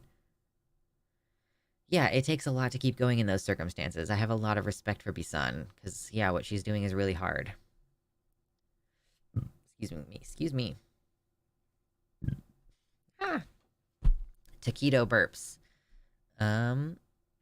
Making peace in Ukraine, helping doctors during COVID, raising the minimum wage, protecting Roe, protecting queer people, and not aiding Israel are all things Biden could have very easily done, but didn't. I get so annoyed when people are like, oh, he can't do everything, he can't do these things. Like, whatever. I know that there is a process for some things, but not for everything. Executive orders can do all kinds of shit. Fire the Senate parliamentarian, like, number one. Anyway, but yeah, it's good to see the good stuff. Folks being resilient. They shouldn't have to be resilient, but so long as the situation is what it is, we can be grateful. Oh yeah, this is really funny. I'm sure you guys have seen this going around a little bit, because it's crossed my timeline multiple times.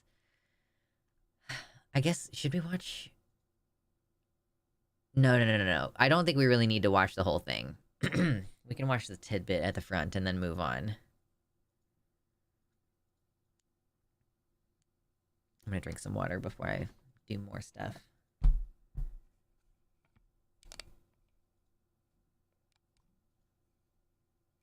Fun fact, in the most recent transatlantic show, Arden put up Luxander as the name of the guest for a second by mistake and had to fix it.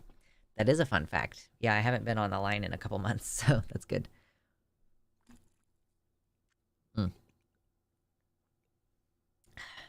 It's funny that apparently I'm on her mind, Arden. Water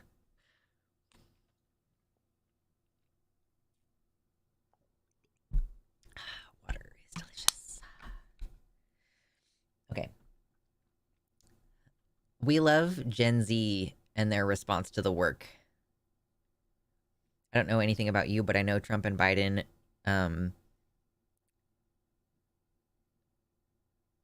wait, oh.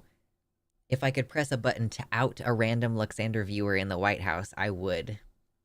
That's funny.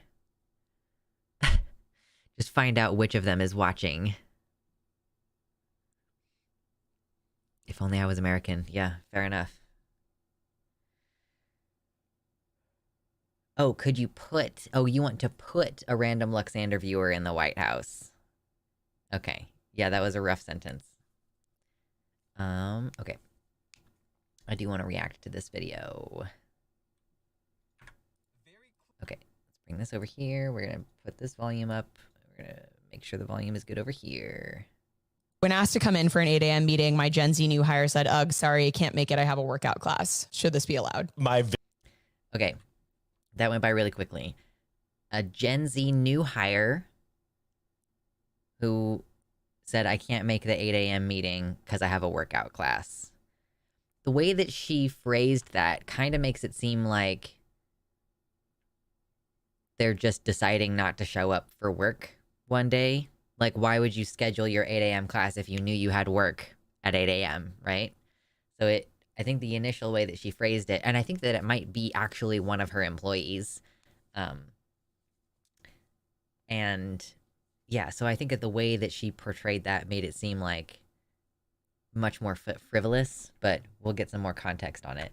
Visceral reaction was, are you fucking kidding me? No, fully, like, angered, typing this out. I was like, please. Like, my hand's shaking and it's not from the caffeine. You... Like, shaking? Can you imagine shaking with anger about something happening with someone else? I'm guessing that they work together maybe as, like, managers together? I have no idea.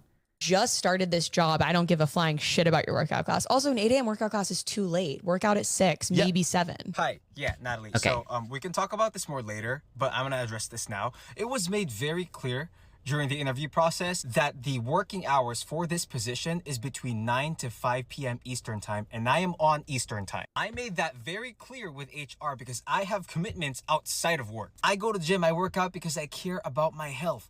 Sure, I can make a sacrifice to go to an 8 a.m. meeting had I known at least a week before that I needed to go at 8 a.m., not a day before. Also, my workout class starts... So, like, yeah, if you're thinking, I am expected to go to work at 9 a.m., therefore I should have time prior to that to do other things during the day. Like, you should be able to depend on your work schedule, not changing on you literally the day before. I've been in situations where they were just, like, in a routine way, doing same-day scheduling effectively. Like, I would have to wake up and call to find out if I was scheduled to work that day, because despite the fact that they had a system for scheduling me, they just weren't using it. And I don't think that they had a plan for me. So, like, yeah, it's such shitty management to do, like, same day or day before schedule changes. And particularly if this person has a class that they're paying for. So he clarifies that the class starts at 7:30, not that that should need to be a conversation that you have with your boss, who shouldn't be trying to get in on your not work time. Starts at 7:30, not at 8, but I didn't know that I needed to tell you that. Okay, let's just say I skipped the gym. 2 things. When can I expect you to reimburse me for my class? And 2, are you going to be paying me from 8 a.m. to 9 a.m. or at the very least, let me leave at 4 p.m.? Natalie, if your answer to both of those are no, then there's no discussion needed. I will see you at 9 o'clock today. Also, I sent an email to HR about this and sent them the link to that TikTok video. So just to make things clear.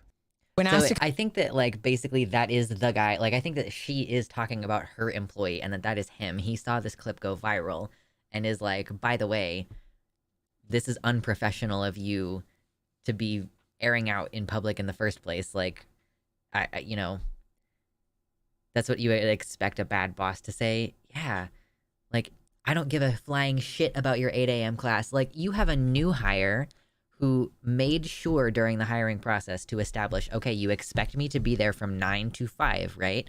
I don't know if this person is hourly or if they're salaried. But frankly, I think it's fucking stupid to be like, oh, you're salaried, therefore you should expect to be called in when you're not working. It's like, I'm not on call. There's completely different regulations about being on call, or like, yeah, being required to work outside of your work time. I don't know. I think the idea that, oh, if you're salaried, you should expect to work 10 to 12 hour days is fucking stupid.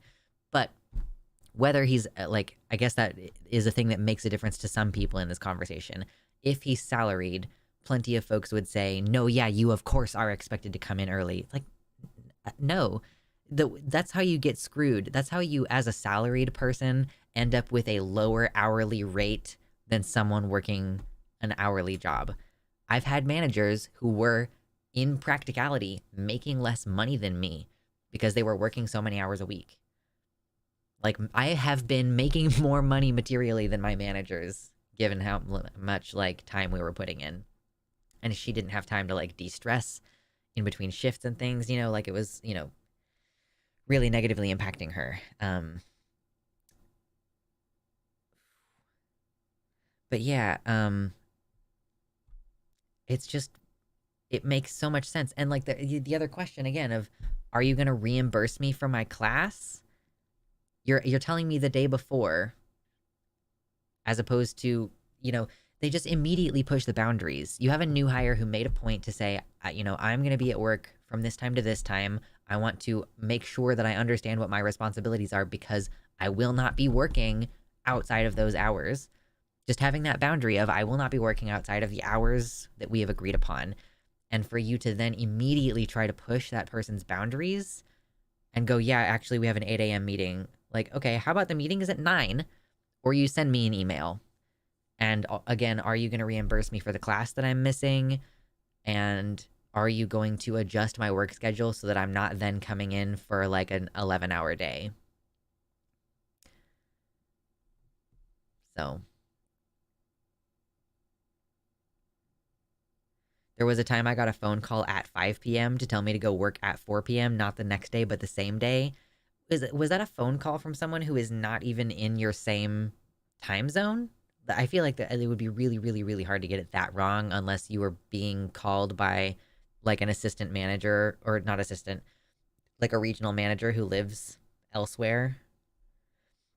Yeah, the entitlement is crazy. Like, you are not entitled to my time. And it's crazy how many people in the comments here are saying things like, oh, well, you know, he might not necessarily be wrong about, you know, he should just work when he's scheduled to work, but, or he might not even be wrong that her going at the last minute is unprofessional, but he's not going to get very far anyway. Like, you think I want to get very far at a company that's going to disrespect me immediately as soon as I got hired? Like, again, it's another one of those situations where people don't understand that her talking like this about the situation publicly is disrespectful and it is unprofessional. And so if he is like, as a consequence, I'm not going to be particularly respectful, or like at least not deferential. I think that the way that he responded was still pretty respectful, considering that he was clearly annoyed. You know, I felt like he was pretty measured, even though he was firm.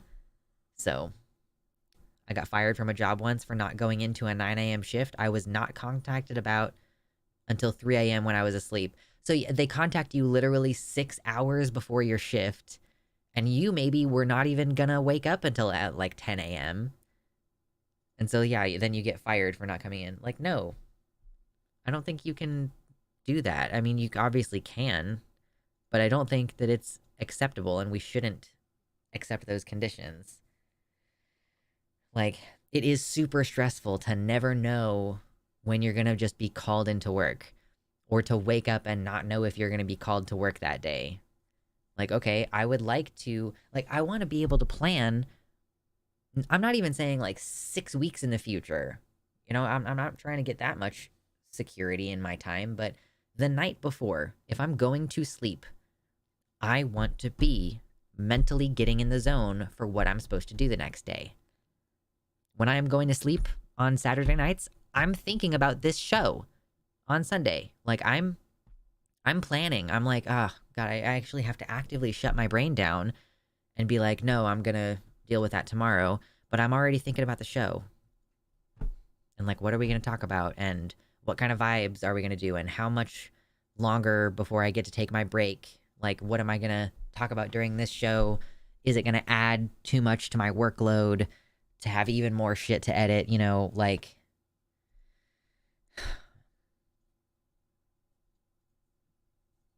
Now, I woke up at noon that day. Yeah, like, you're going to contact me 6 hours before my shift in the middle of the night.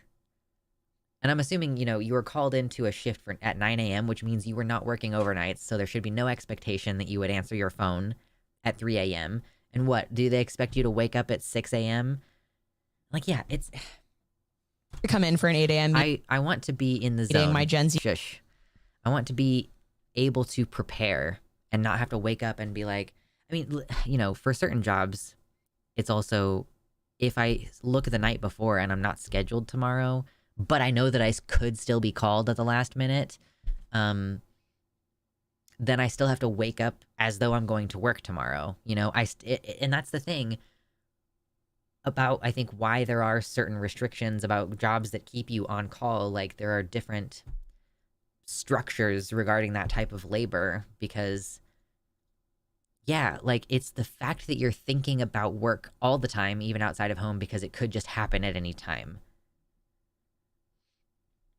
A lot of content creators on YouTube mention this issue as well. Things get into your head at all times of the day after a while. Well, I mean, even if I had a regular job, like, I'm thinking when I go to bed, if I know I'm scheduled the next day, I'm like, okay, well, so tomorrow I'm going to wake up at this time and I'm going to go to work. And then I think after work, I'm going to do such and such and such.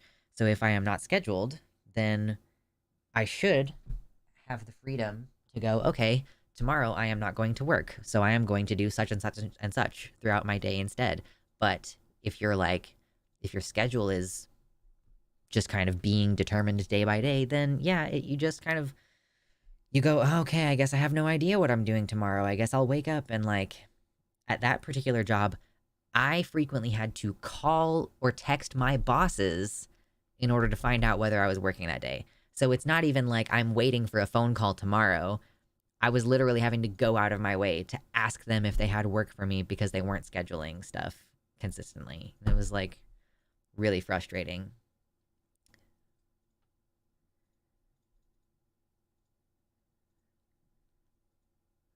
Mine was a hotel receptionist job. I was supposed to work nights, but sometimes I had to do 2 shifts. So I got home at 8 a.m. when I was called at 5 p.m. and told there to be at 4. Wait. You got home at 8 a.m. from an overnight shift. And then you were called...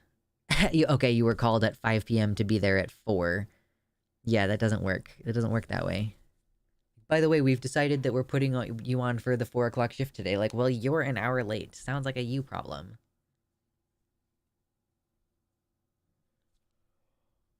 Ooh.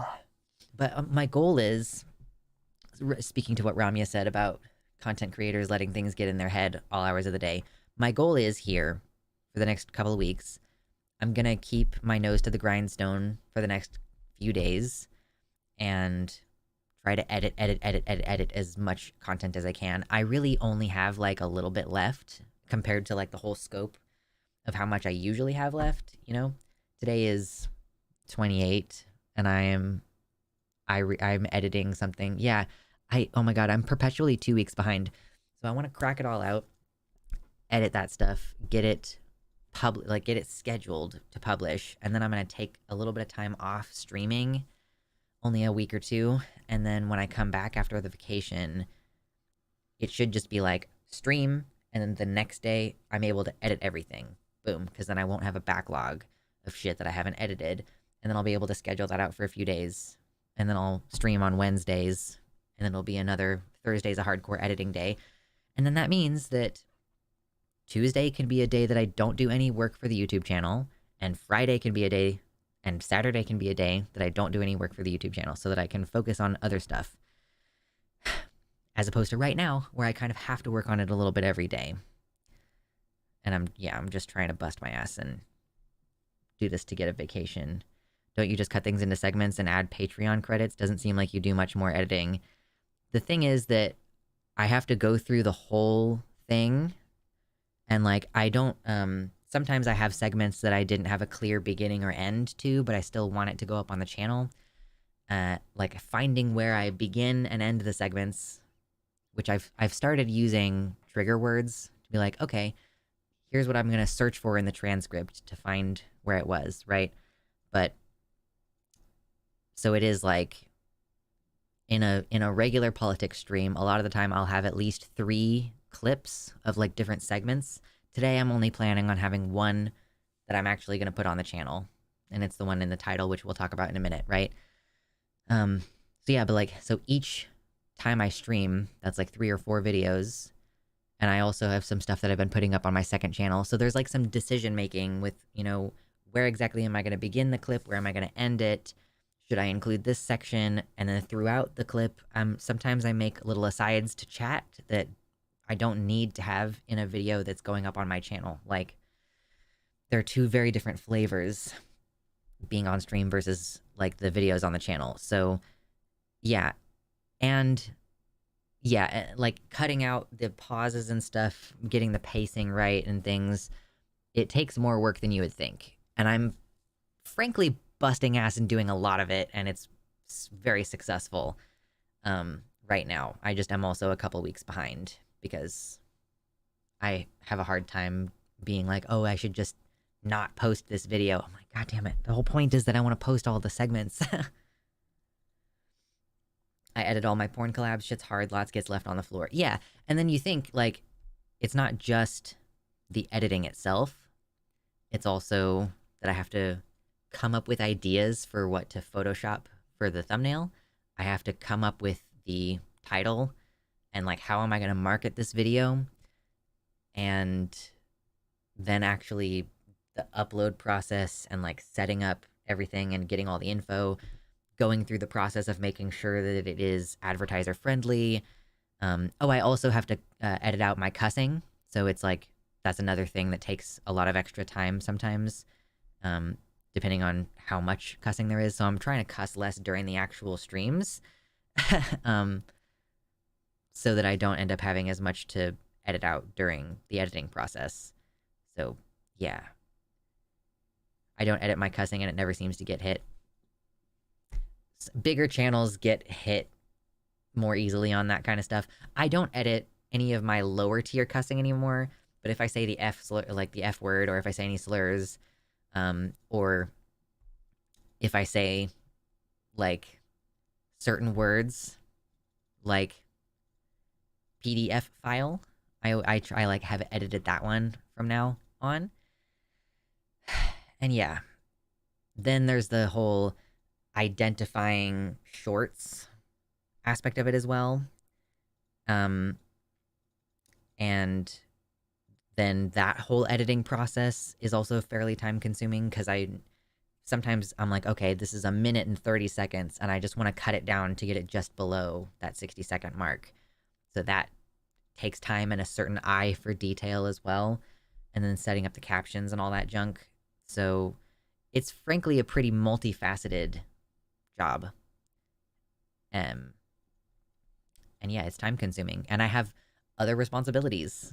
Like, this is really supposed to be, I guess, more of a part-time job because my other responsibilities are like handling all of the laundry and dishes and stuff for my household.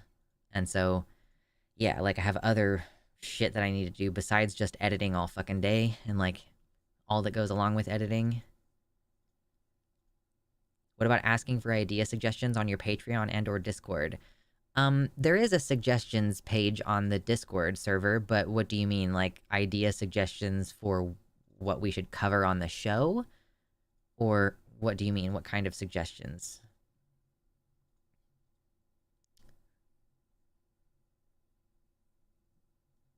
I should bleep your cusses with dragon sounds. Yeah, well, I'm not saying... Yeah, I know I don't do a lot of motion graphics and special effects, but I'm also not just an editor, so all of it together, yeah, I'm not doing any fancy editing. I would literally not be able to put any content out if I expected myself to do that kind of shit. So it just is not necessary for my kind of content. trying to get ideas for video titles, etc. sounds like too much work. Sounds complicated. Yeah. Like, how do you have to, like, it takes creative energy to try to think, okay, here's what we talked about in this video. Idea suggestions for your content, maybe, in case you hit a dry spell. Yeah, so a ton of the stuff that we talk about on the show is, oh, no, not that kind of feedback. But yeah, it's trying to get... I definitely don't have any dry spells for content most of the time, because between the news sources that I have, and I follow people on Twitter who do news stuff, and the stream recommendations channel on Discord, y'all, frankly, there's like too much content for me to cover, and I end up talking about less than what is available most weeks. There was somebody who posted a bunch of links about abortion in the stream rec channel this week, and I was just like, I can't talk about abortion right now. Like, I just don't have the capacity for it at the moment.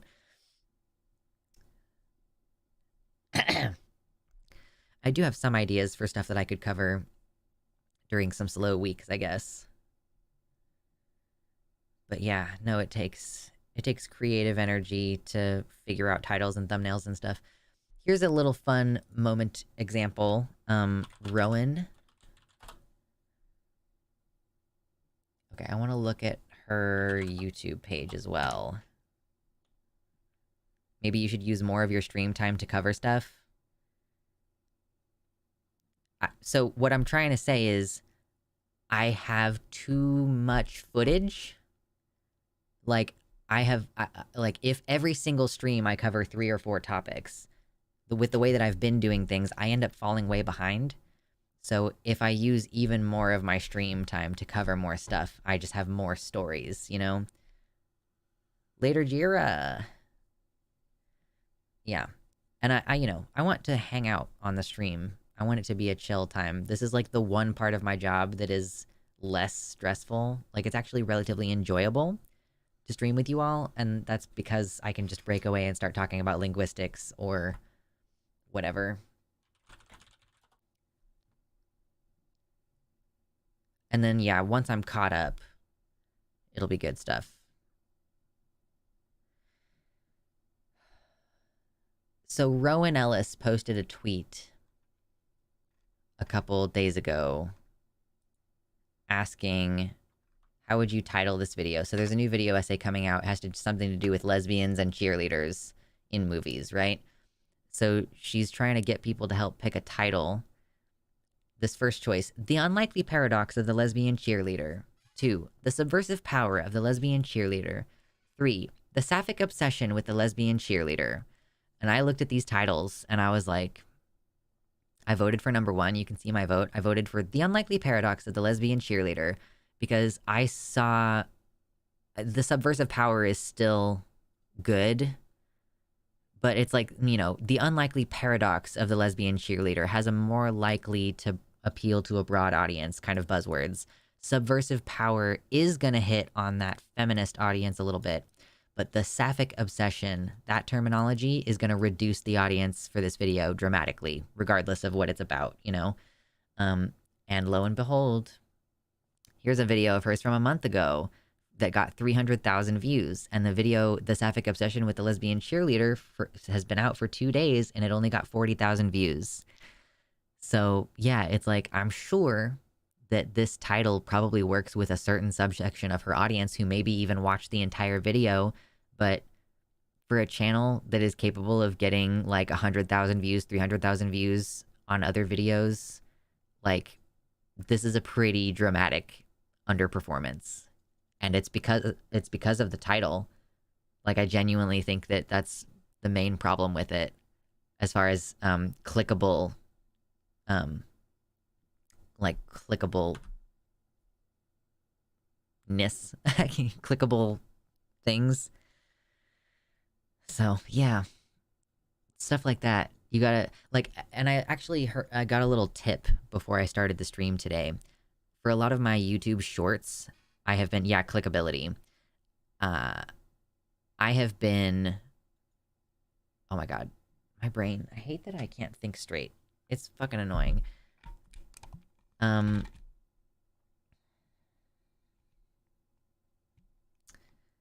I've been watching too many videos about thumbnail psychology too. Have you tried thinking gay? I have tried. I'm so sorry. I'm so bad at it.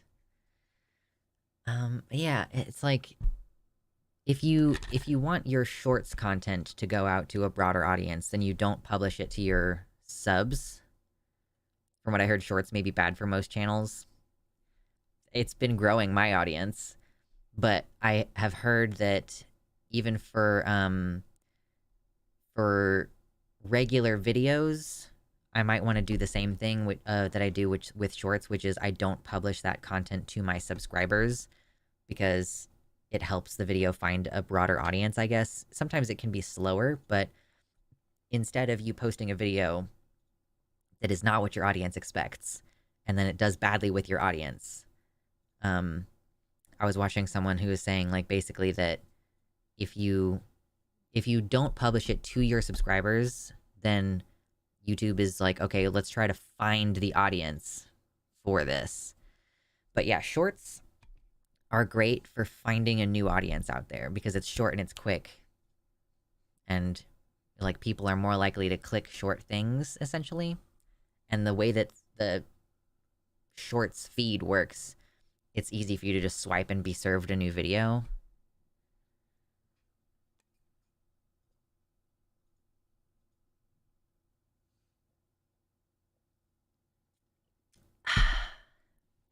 Yum. Yeah, a lot of people would not know the word sapphic.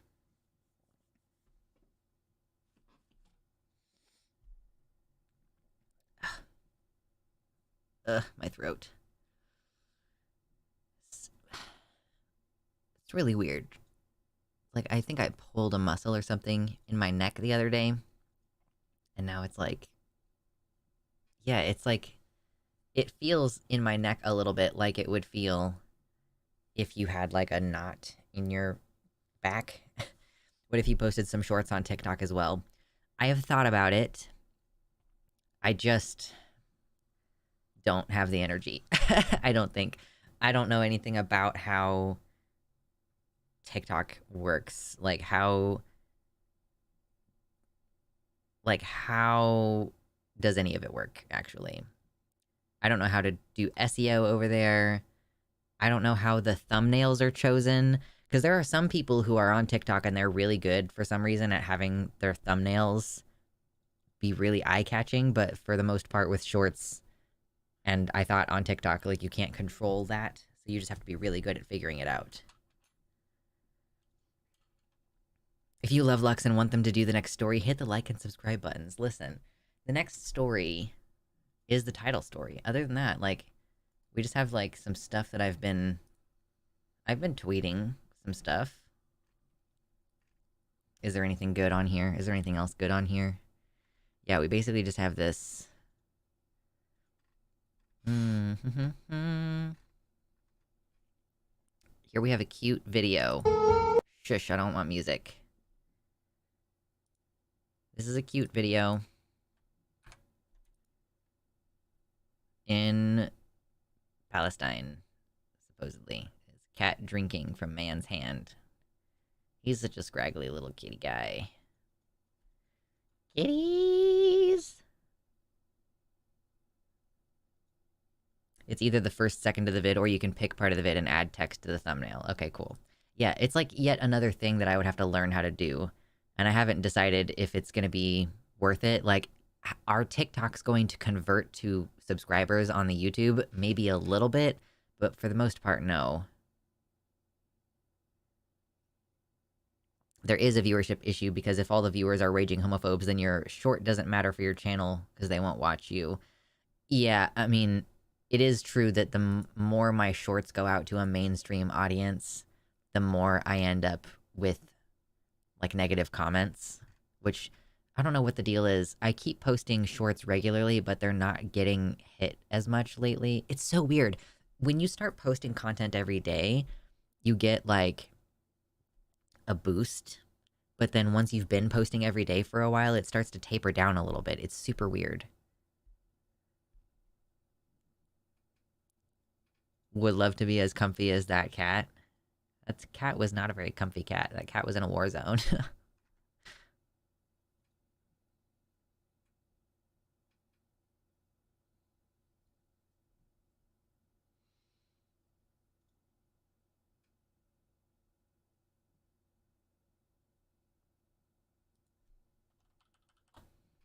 quick response to a comment.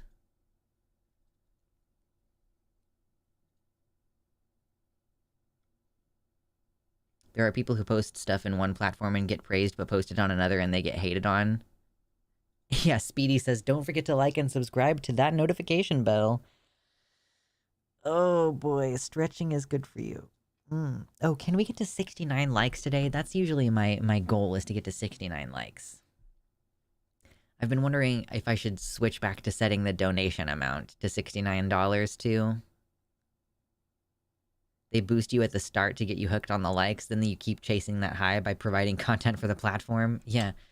I guess what you have to... And it's weird too, like, I don't know, everything about it is strange, and I don't really get how any of it works, but I'm just chugging away, posting content every single day. Like, very rarely it'll be like, oh, this Saturday I didn't manage to get something up. But, like, yeah. I've been doing pretty gosh dang well. I have gained 102 subscribers over the past 28 days. That's not nothing. Lux getting free promo. Also, Lux, shush.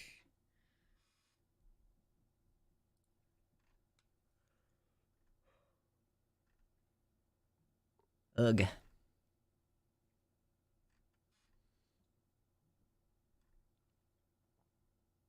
Oh yeah, this is an interesting little bit. I'm not doing a segment on it, but we're gonna talk about it. I've covered a lot of homeless stories in the past, but I've never seen such elaborate infrastructure for encampments. It starts with these makeshift steps that lead about 20 feet down below to where these caves are hidden. You can't even see them from up above, and that's likely why they went undetected for so long. So some people who are homeless went and, like, constructed some caves along a river in Sacramento, California. Hidden homeless caves tucked along the Tuolumne River in Modesto. These are basically stairs that they made to get down to the dwelling. Tracy Rojas took... You know that they've already been rooted out so that they can have this story, but dang. Also, can we buy some pixels, please? Can we purchase some pixels? Yeah, like, well, she's snitching because it's already, the jig's already up, they're already gone. Focus on the treacherous walk to see the craters created near Crater Avenue. And if one of these were to collapse, it would be devastating. This whole side would come down and into the water. 7,600 pounds of trash. That's how much was cleared out by volunteer groups and police over the weekend. I'm sorry, is that trash or was that people's belongings?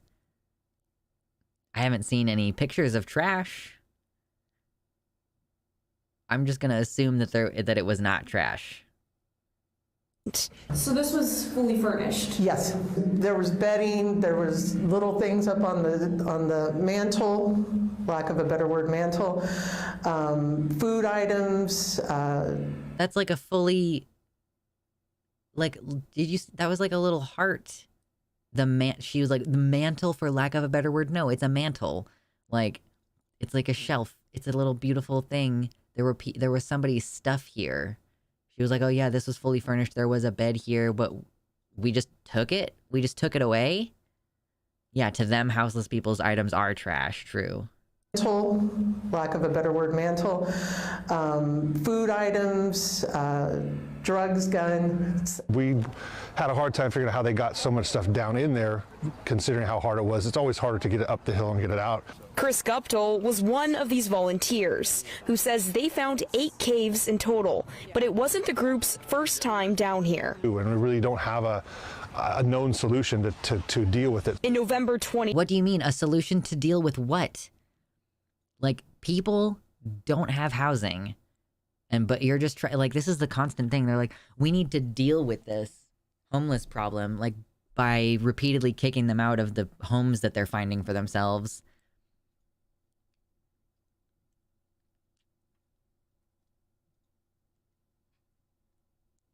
It's been there for more than a decade. Do you mean this area? Yeah, there is a solution. House people. I saw Hank Green posting about, and like, I appreciate the correction that there might not be enough empty houses to accommodate all of the homeless people in the country, right?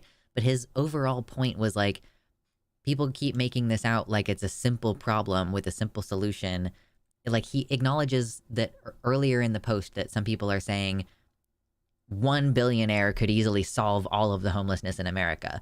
And then he's like, yeah, but it's not that easy, blah, blah, blah, about housing. The solution is to build housing. And it's like, okay, but Hank, you just gave yourself the fucking solution. You're like the criticism that you're making is incorrect, because people are not wrong that it is easy.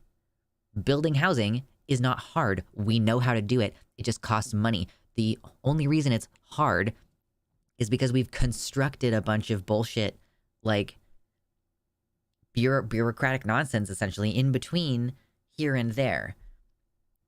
Yeah, the whole point is that the billionaire can build like, you could either buy the homes that are already empty and give them to someone, or you could just build housing.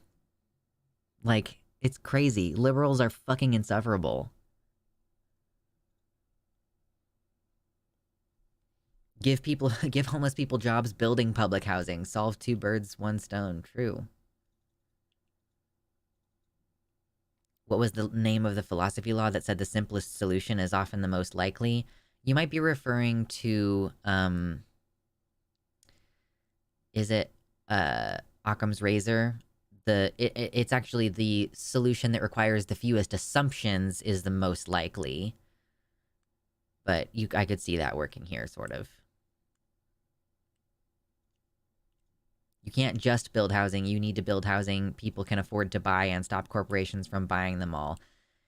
Yes, the implication between buying housing to solve the homelessness problem is that you would buy it and then just give it to people. Like, that's how the billionaires solve the problem. The billionaires don't solve the problem by buying it, by building a bunch of housing and then selling it. That's not the point. Like, if you're gonna restrict the building of houses behind the need to have a bunch of money in order to build shit, then yes, like, that's what a billionaire should do, is to just provide for people.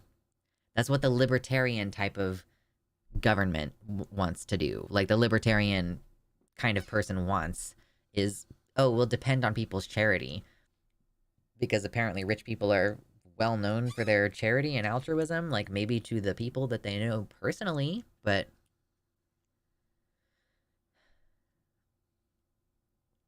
this whole stream is just pushing me further to being an eco-auth.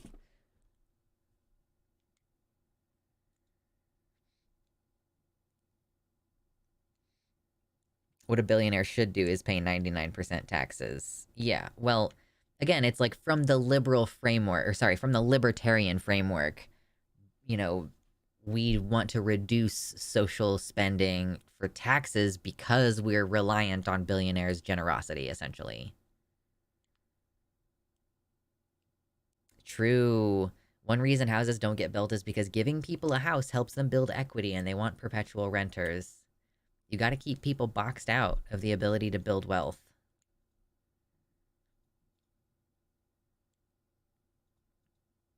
There would also be more reliable workers for the factories if more people were stable. Yeah, we know that it would only benefit the economy. Like, homelessness does not benefit the economy. So why is it that these people seem so invested in maintaining a homeless population? Those caves are incredible. People just said, fuck it, we're making our own shelter. Honestly, a shame that they've been ruined. I bet that they've probably filled them with concrete or something. Yeah, I don't know what I wonder what they're gonna do with this. We still have like a minute left of this video, so. 2022, CBS 13 took a tour of the cleared out caves.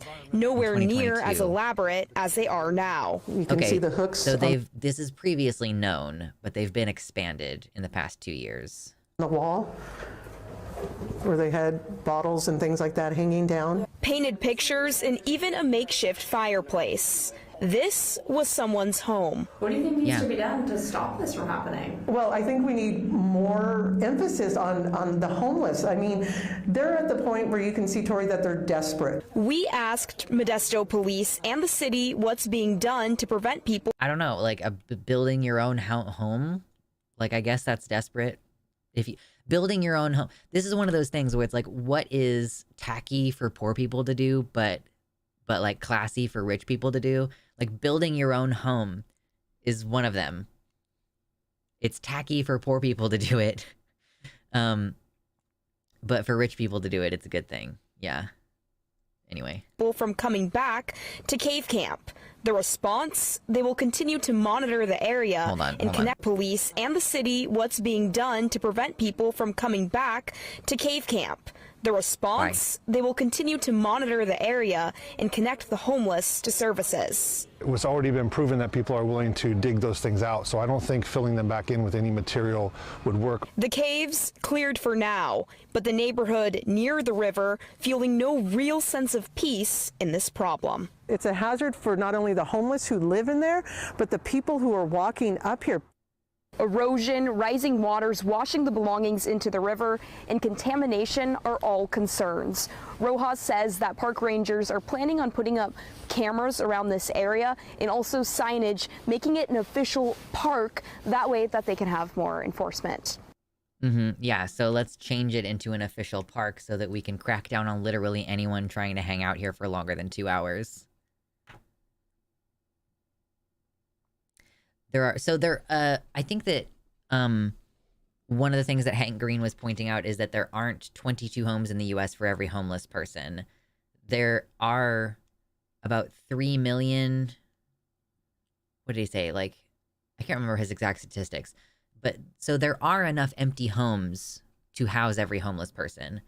However, also in an economy as large as ours, you do require there to be some amount of vacancy so that people can move. But when you look at those statistics about vacancies, sometimes that vacancy, oftentimes that vacancy includes a unit that was vacant for a month in between, like, one renter and another renter. So in some ways, the numbers of available housing are somewhat inflated. But there are enough empty and vacant units, like, presumably without that inflation, to house everyone. However, if we did that, it would dramatically reduce the amount of available housing that is required for an economy where people want to be able to move places effectively. So it is a little bit more complicated than it seems. Like, it's not like, we have 20 times as much housing as we need. But it could still be, like, if we put literally any resources into solving it, though. Like, yeah, who said it earlier? Someone was like, why are we putting this money into this? Yeah, why are we putting money and manpower into making homeless people's lives harder instead of just giving them, like, the support? How much money goes into policing homelessness versus how much money would it cost to just provide people with housing?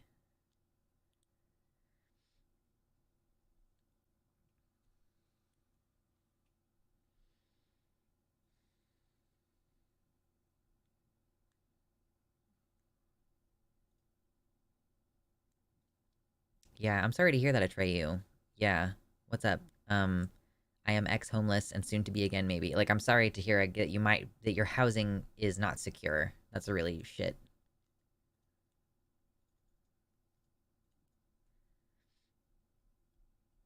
It's not a complexity problem. It's a willingness problem, for sure. Like, there's a lack of willingness to...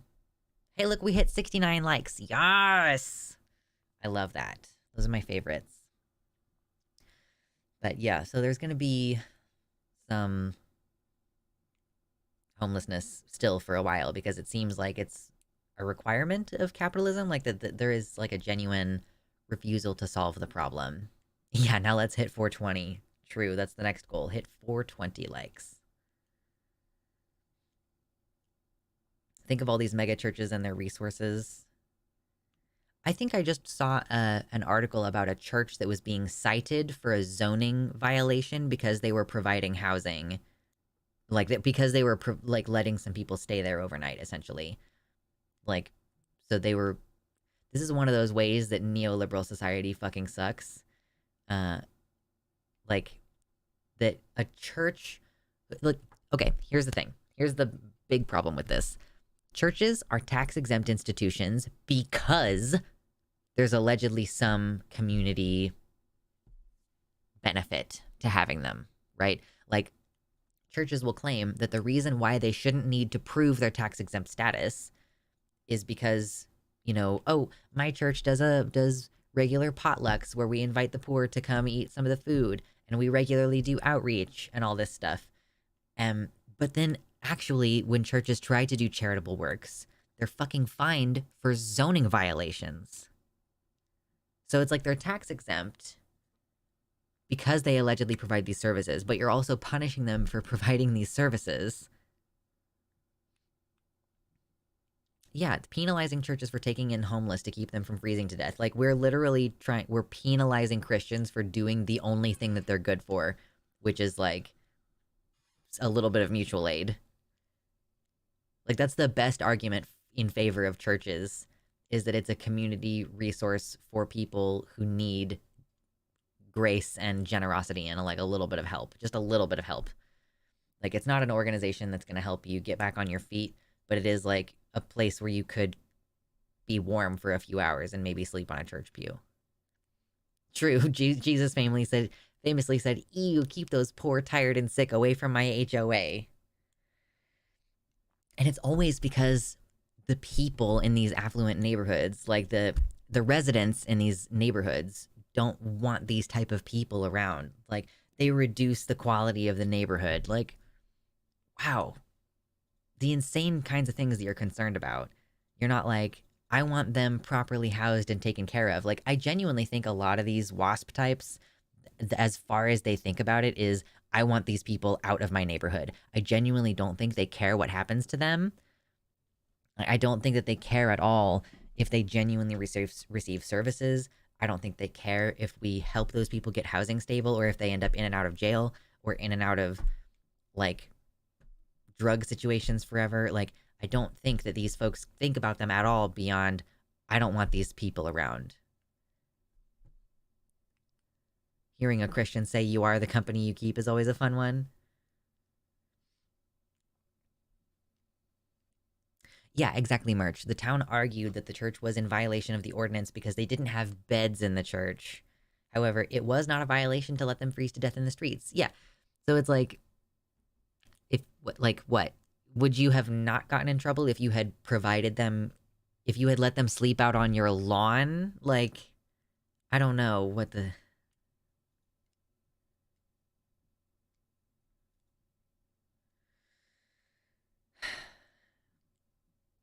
I just told the landlord that heating isn't working, management won't do shit, and now I am too pushy about it. Now they're pissed at me for making, quote, trouble. So am I the unreasonable one? So I would suggest, Atreyu, that you get in contact with your local housing authority. Because if it's winter, I think they're legally required to provide you with heating. And if they won't, then, yeah, you should make sure that you have, some kind of legal protection.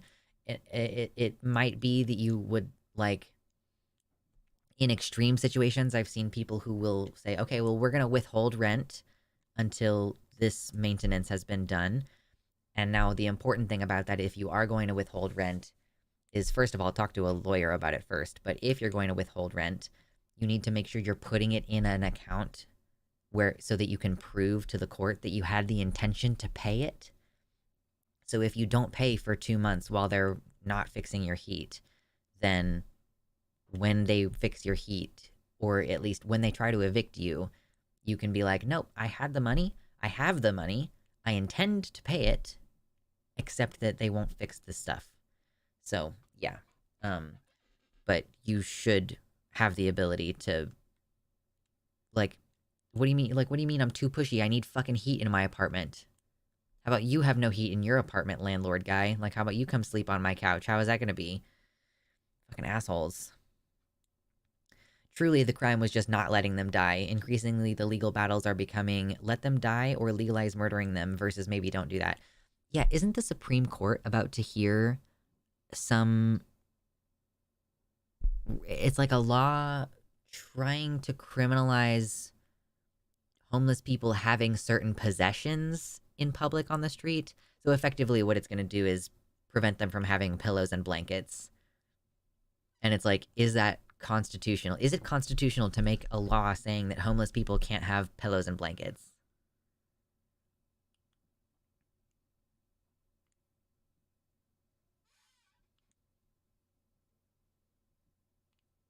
There was a guy here in Argentina that made a massive soup kitchen plus playground for this last Christmas so poor people could actually enjoy the holiday. And a bunch of libertarian basement dwellers were on TikTok crying, no, you can't give them food. Because, like, there are rules about who can provide food. I've wondered before, do you ever, sometimes you drive past, like, a house in a neighborhood and they have a sign that's like, hey, we're selling tamales, come get those. And I'm like, I don't think that's legal, actually.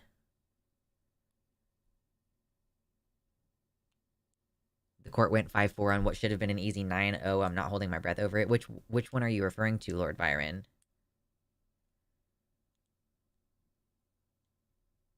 It's not working for months, but I have to be grateful because they got me off the street. Wait, are you paying rent? Like, do you have a lease agreement? Man, it's fucking annoying.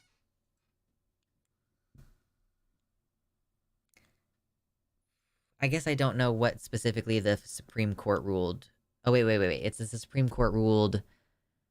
Yeah, what was it that they actually ruled? We were talking about it earlier. That... Oh my god, I can't... I hate having to know all these things. I don't want to know any of these things. That's what it comes down to. I don't want to know any of these things.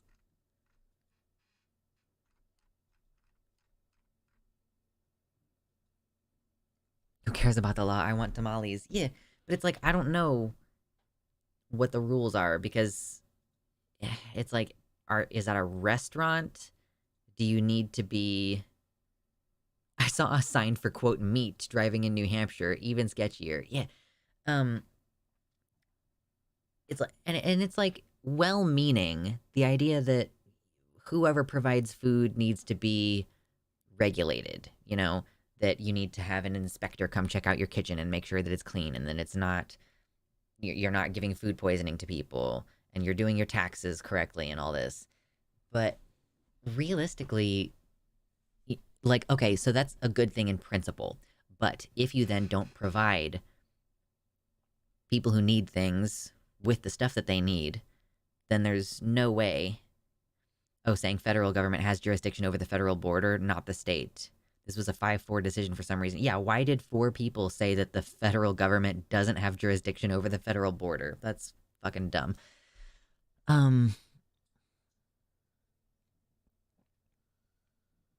If donated good faith donation is protected, just not sales. Yeah, but so you have to then, like, kind of sort of step around what it is that you're doing. I'm not selling tamales, but if you want to come pick up some tamales and leave a donation, then thank you very much. Yeah. What are the rules? What are the rules? I retweeted this thing from Fox Business. 3.3%. Hold on. 3 months, and it's stronger than expected at 3.3%. That is a slowdown Girl, from the prior why are you quarter so when quiet? it was 4.9%. Okay, hold on. Why are you so quiet? 3 months, and it's stronger than expected at 3.3%. That is a slowdown from the prior quarter when it was 4.9%. But 3.3% for GDP, fourth quarter, first look, stronger than expected. No reaction just yet for the overall markets. So the last fiscal quarter of last year, the GDP only grew by 3% as opposed to the previous quarter, I guess they grew almost 5%. So apparently the projection was only 2%. So the economy did slightly better in the last fiscal quarter than it was anticipated to. But it's concerning to me that the GDP, it grew by 2% less during the holiday season. That seems weird. On this report. So I guess they're saying this is basically a good scenario, right? You have a slowdown, but maybe not as pronounced as many people thought, right? So we'll look through this report to see if there are signs that maybe the economy doesn't feel as or isn't as resilient as it might seem by this data, Jackie. All right, fair enough. Lauren Simonetti, thank you for that. Stephanie, I want to come back to you, get your expectation. The overall expectation was for 2%. Atlanta Fed GDP was forecasting 2.4%. The number comes in at 3.3%. Your thoughts? So I just want to say people were initially posting this and kind of making fun of it because it's like Fox is, you know, they're supposed to be opposed to Biden, so they can't really celebrate when the economy is doing well under him, basically. Well, I think it's going to be interesting. Obviously, fourth quarter is inflated by holiday. And as the Wall Street Journal highlighted this morning, you had a huge increase in credit card borrowing. We know that's been going on for a while. We saw a huge ramp up in the numbers in November. I imagine they were even higher still in December. So this was driving consumption. And the question coming into 2024 is how long can consumers maintain this debt-driven consumption before servicing that debt at 23% interest rates becomes a burden too great, especially when they're deprived of the stimulus and student loan forgiveness and all of that. So I think, you know, the fourth quarter, that's interesting, but I think the real question is what of that growth is really sustainable coming into 2024, and if the consumer, we don't have the detail. So yeah, that was my main thought about this. Okay, so that last quarter last year, the economy did a little bit better than it was expected to, but that was all, or a lot of it was on credit. Like, people bought things on credit at a crazy rate, and she said 23% interest rate, and I'm like, girl, who do you have a credit card through? All of my credit cards are like 30% interest. I thought that was standard. And I know, like, I have relatively new credit. Like, I don't have amazing credit because I'm relatively new at building it. But, like, yeah, no, most people are borrowing on 30% interest, at least on their credit cards. So that's people trying to make Christmas happen for their families using their credit cards. And then, so we had a 3% GDP growth in the last quarter, and that's not sustainable. Like, okay, so we talked recently about an economic model that was created at MIT in 1972, and that model has remained accurate. The worst case scenario prediction of that model, because they did different predictions, the worst case scenario version of it has been accurate up to present day. Like 2022 or 2021 was the last time data was published about it, and it was still on track as of then. So that predicts that the economy will stop growing sometime between 2030 and 2040, and then it's going to decline, which is also going to result in population decline. And, like, we're on track for that. And this is showing, you know, the economy grew less over the holiday season than it grew during the summer, which doesn't seem like that should be what it is doing. But yeah.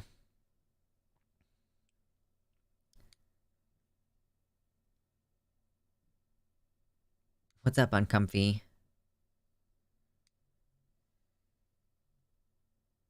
Okay, so the GDP drops during the holiday season versus the quarter before because of the number of holidays people take off. So we create fewer goods because of all the holiday time that people take off. GDP is what we make, not what we spend. Well, okay, so yeah, but if people are spending money, like the GDP, does the GDP measure anything about actual human people? Like, I've always understood that GDP as being an overall, has the economy grown, which a lot of the focus on that tends to be on stock markets and things.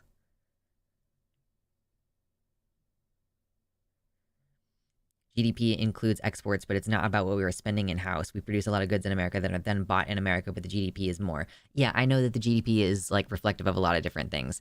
It just hadn't occurred to me that we're producing less when people take off time, which makes perfect sense.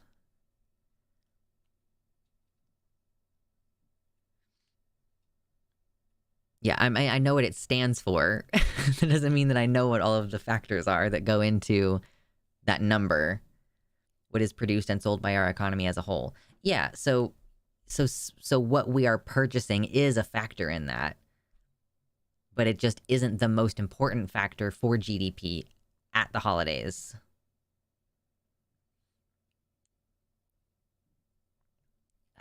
Mystery meat.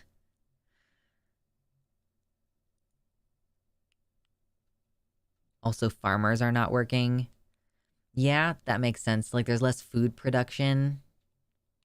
So that, yeah, if a huge part of it has to do with just how much is being produced, then it makes sense. So is the GDP highest in the summer?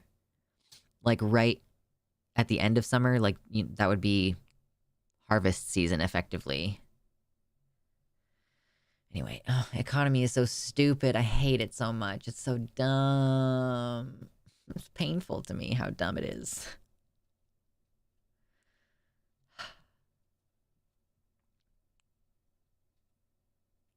GDP grows whenever a dollar is spent as well. Poor people spend, rich people hoard, and this is why billionaires are bad for even the neoliberal measures of the economy. I genuinely, it was occurred to me the other day where people are like, oh, if you give a poor person money, they're just going to spend it. Like,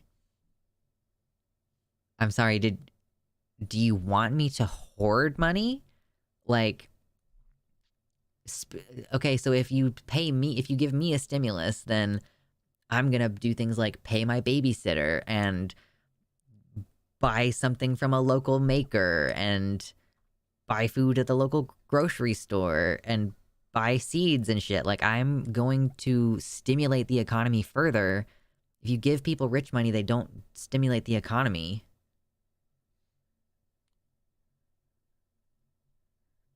Yeah, frankly, abolish the economy. Let's go back to a barter system. Not in actuality, I don't think that would work.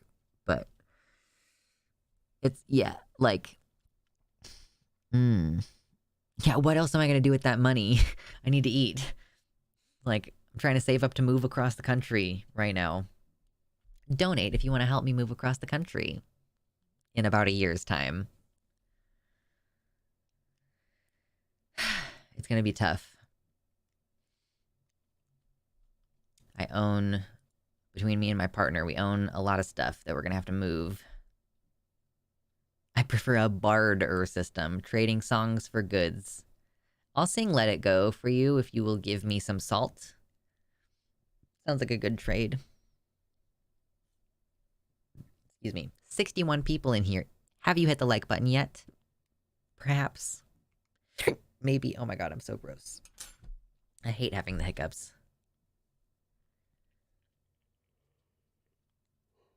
No worries, Atreyu. I hope that things work out for you. It's tricky.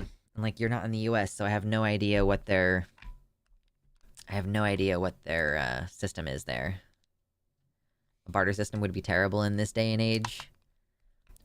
Okay, so when I was joking, first of all, about bartering, but also, what I'm saying is that we're about to be in a new kind of age.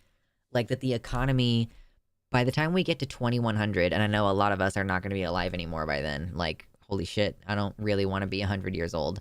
By the time we get into the 2100s, the population is going to be like the same as it was in the 1900s, and production levels are going to be what they were in the 1900s. It is going to be a new dark age, like, just because of the fucking climate stuff and like the unsustainability of climate change. Like, when I say we are on track with predictions that were made 50 years ago. And there's stuff that's happened between now and then, like the housing crash. I would not have expected the housing crash to be predicted, essentially, or like that the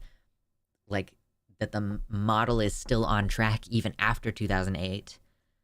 So yeah, I mean, the stuff that if that predictive model remains accurate, and it has been for 50 years, then it's not going to be a good time.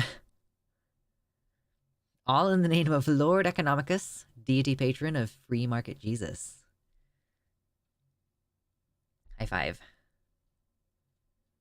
I can give you salt, just boot up Halo and we can play a few rounds. I would be aggressively salty if I tried to play a video game that was a versus video game. I am so bad at games.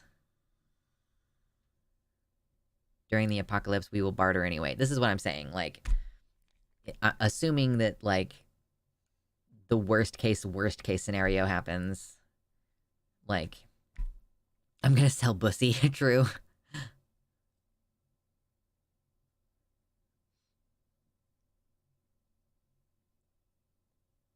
let's show this to some dark enlightenment types. Listen, so I will say, I think that this is going to be, like, I think that this is more likely to be a worldwide Dark Age, because, like, the concept of the Dark Ages is kind of really Europe-focused, and there was really cool shit happening during the Dark Age elsewhere in the world. Like, Islam was inventing math over there. But this one, I think, is going to be more widespread.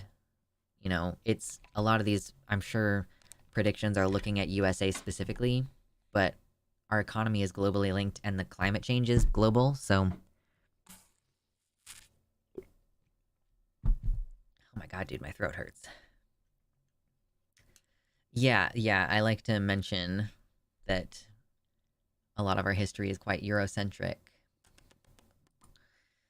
Oh boy, we should do our main topic for today, so that I can get off stream and go take a shower. Even in Eastern Europe, there wasn't really a Dark Age. It really was a Western European thing. Yeah, it's like where you're in Europe and stuff, like in England on the left side there. How do I not go full doomer?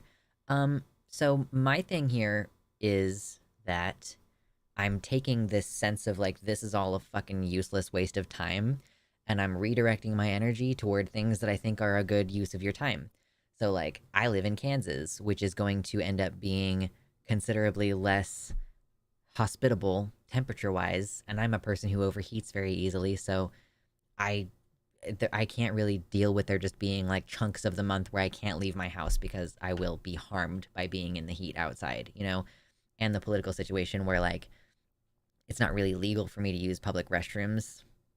At least, like, there are limitations on how I can do that legally, and, like, so the safety issue of going to the bathroom and, like, having my legal sex change revoked retroactively.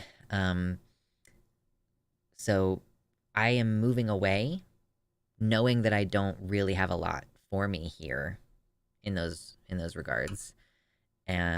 So I would say one way to not go full doomer is to make a plan. So if you already live somewhere that's pretty good, my ninja scales are for sale. So if you already live in a place that's pretty good, as far as, like, oh, is it a sanctuary state? Is it going to be good in the climate change thing for, like, the next 50 years? I would focus on finding, like, a house to live, or, like, trying to figure out how you can personally make it through. Like, if you and some of your friends can buy a couple acres of land and garden it and, like, start some permaculture, that's the thing, I've realized after being in therapy that having a clear view of the future is really important.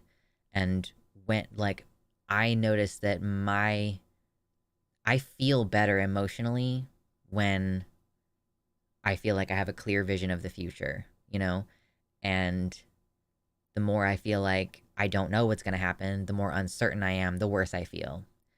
So I gain a sense of control over the situation by envisioning what I'm going to do, by making detailed plans about what I'm going to do as far as moving. Like, I've been talking to my partner, like, our lease is not up until, like, the end of January next year, but that means we have 1 year. And, like, so we have less than 1 year to find the new place to live. And I was saying, I want to know what our next address is in, like, November. Like, I want to be certain. I want to have a lease signed by, like, December at the very, very, very latest. Because we're moving across the country, and I want to have, like, plenty of time to be able to figure out exactly how we're going to move all of our shit across. And, like, I'm the kind of person who will spend months looking for a place to live and planning and doing all this stuff. So, yeah, I would say my solution is just giving myself a sense of control by having an idea ahead of me of what I plan to do, and thinking about it a lot and planning and taking what little steps I can toward that goal. Like, part of my goals is to learn how to grow my own food. So you know what? I don't have a place to grow food this year, but I'm joining a community garden. And I'll get a community garden plot so that I can at least practice and learn. They do have a renewal option, yeah. I just am moving across the country. Like, yes, we have the option to renew. Usually. Sometimes they decide that they are just not going to let you renew. But, yeah, I have the option to renew, but I plan to move out of Kansas. Tried to give you a link to a Popular Mechanics article. Okay, hold on, let me see. Oh yeah, it's just a really long link. From 1912? A climate change article from 1912. Yeah, we've known about this for a while. It's been a long time.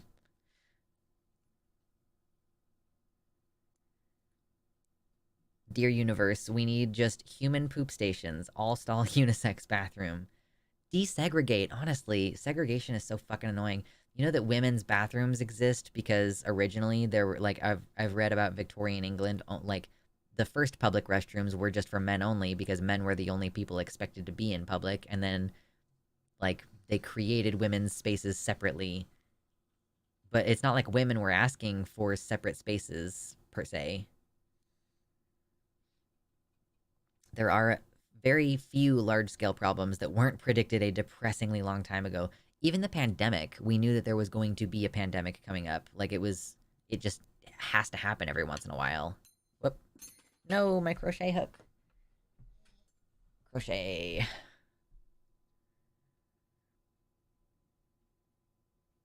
So, let's see. I just want to point out this fun thing that I'm doing, this, like, actually kind of fun project that I'm doing, which is I'm making, like, a shirt. So I'm making a bunch of maple leaves, and then I'm gonna sew them together and make a shirt.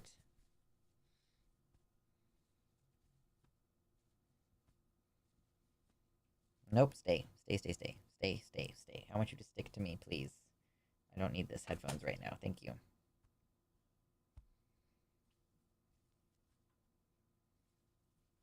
There we go.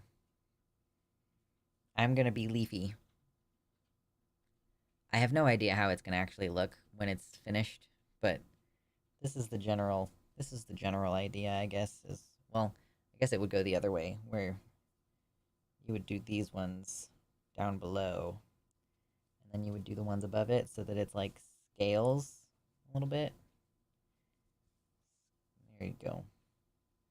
Here, I'll put this one over here. Ah! Here we go. This is also a thing that I'm doing. There we go. Look at how leafy I am. Wow. Leaves. They're such cuties. Eh. And then, yeah, my one orange leaf. I might make a couple more of those, but yeah, I'm so enthused. They only take about, like, a little bit more than 30 minutes for me to work one of these up, too. Wow. Huge. Okay, I'm gonna get these off me. Pile of leaves. Woo! Oh, I changed my mind about that midway through doing it. Oh, gosh.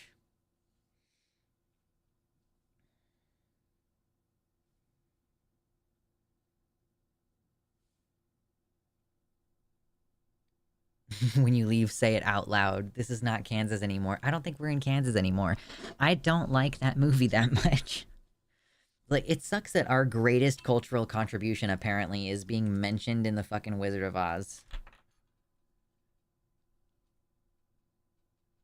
Just did 1 hour. Thanks for keeping me company, stream. 4.5 miles and 470 calories burned. Nice, mama.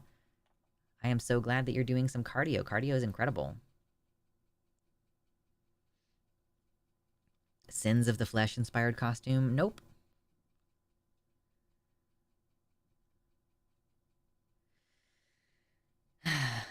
Extra fun when those predictions are brought up by conspiracy theorists as evidence of complicity.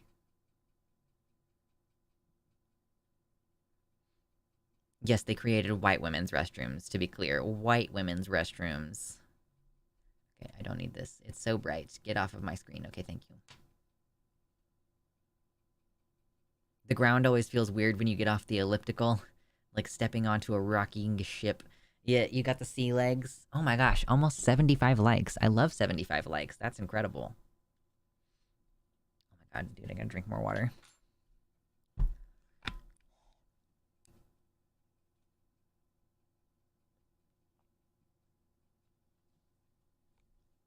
Did you know that you can make your Adam's apple disappear?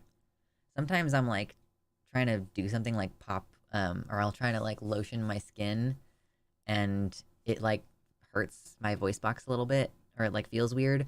So you can just kind of like, I don't even know if you can see my Adam's apple at all because I'm not very skinny right now, but it's like, I just like lifted it up into up here, and it's not like down here. I was like, I need you to get out of the way so that I can like lotion my neck without it hurting. Now I will say that this is probably one of the things that girlies need to learn how to do in order to make their voice higher, because I am actually struggling to talk in my normal deep voice with my Adam's apple sucked into the back of my face. But hey, we're learning all kinds of things about where you hold the voice in your throat. One fringe benefit to voice training for trans femmes is that you hold your jaw further back, which reduces the protrusion of your Adam's apple. Lovely. I've never really tried to do voice training. Like, I'm usually wearing a mask when I'm trying to sound like a girl. Like, so it's just like, I don't even know. Like, hi! Like, how's it going? Like, I don't know. I guess my voice, it's hard to do the customer service voice when you're not actually in customer service mode.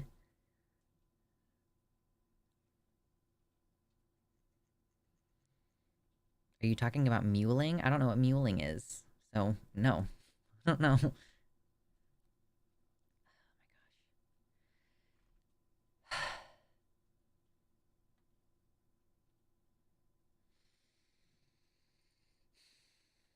We have our main story. I have the tab open for the main story.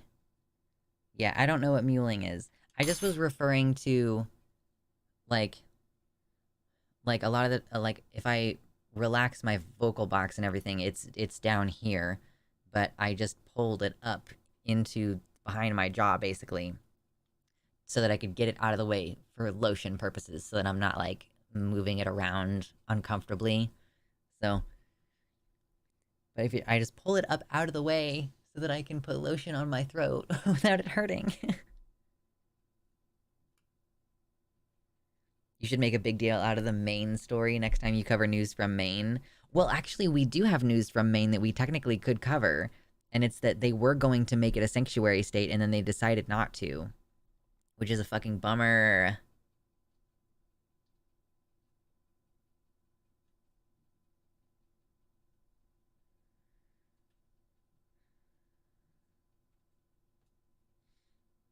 Gorgeous.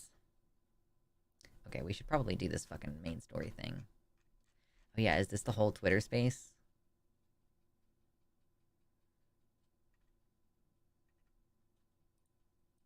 Okay, this is like a 24-minute thing.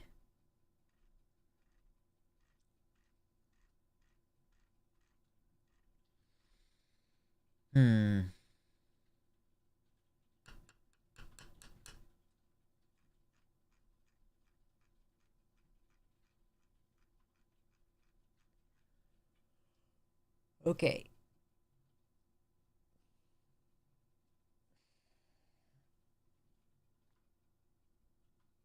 Man, stretching is good for you. I need to do it more.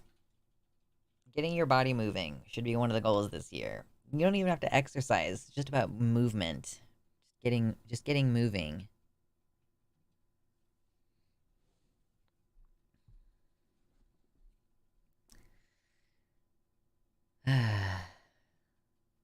I'm gonna get a teriyaki bowl. Girl needs meat. After you work out, man, nothing like some delicious meat. I normally don't cook on my stream nights, but I didn't cook last night, so I kind of feel like I should today. if for no other reason than I bought a bunch of fresh meat at the grocery store this week, and I want to make sure to use it while it is still at peak freshness.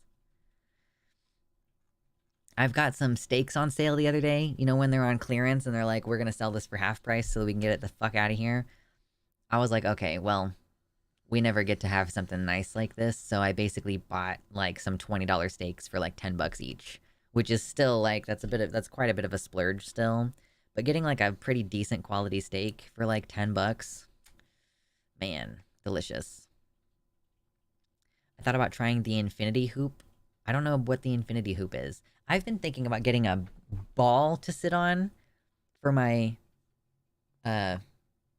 just being at my desk all the time. Because this chair I pulled out of the dumpster and it sucks. It's not a good chair.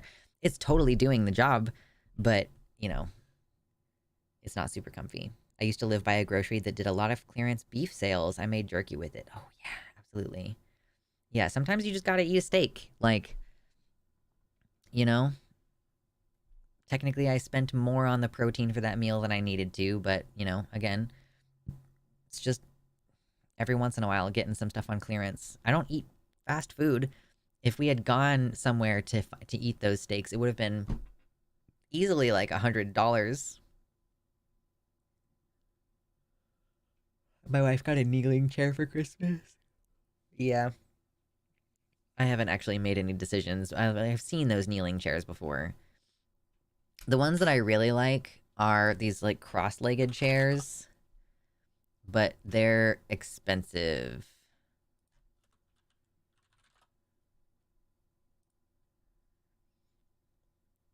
Yeah. Whoa, hold on. Nope, get out of here. So, yeah, these soul seats, it's like, it's a platform for your butt, and then it's a platform for your legs, so that you can sit cross-legged without sitting on your ankles, which is beneficial to me, because I love to sit cross-legged, and I have connective tissue disorders, but it costs $1,000. So, rest assured that when you donate to my stream, I am not buying unnecessary $1,000 chairs. Not happening.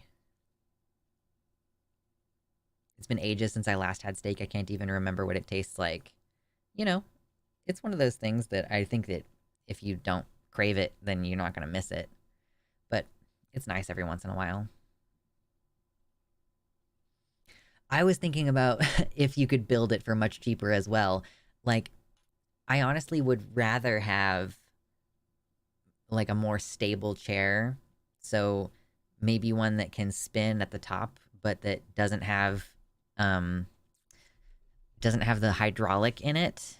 Hello, Jira. Yes, stream's still going. Taking a wee cooking break to rest my footies. What did I miss? Not much. Lots of random conversation. Why does that seat look like it will hurt my butt? I don't know. I don't know. Yeah, make sure you add the right kind of padding to it, I suppose. Pretty sure universities are the testing grounds for weird new kinds of chairs. 100% would much rather a chair with one height than hydraulics. Well, it doesn't even have to have one height. You just have to have like a pin adjustment, basically. Or like one of those kind of ratcheting things where you can adjust height. Like on certain workout equipment, it's more like you can adjust the height by, you know, moving it up, and then it sinks down into that another, you know, and there's another one and it sinks down into it. I would be fine with a chair like with one of those, or even with no adjustable height. But I don't really care about the hydraulics. I don't really care about it having wheels. Like, the wheels are useful in certain situations, but yeah, chairs. Technically, if it is a job and I'm sitting here doing it a lot, like, I could write it off for the purpose of my job, and I should get one for the purpose of my job, but yeah, whatever. Alexis Cannon, hello. Tom McDonald and Ben Shapiro have a new song called Facts. I think you should do a response video. If it's a song, then if I were to listen to any of it, it would almost guaranteed cancel the video. Lux getting a chest fly machine to use as a gaming chair. True. Hello, Spoonseer. Getting and writing off a chair is absolutely the way to go. Yes, but I just have to, like, I have to have money in the first place in order to do that. as well.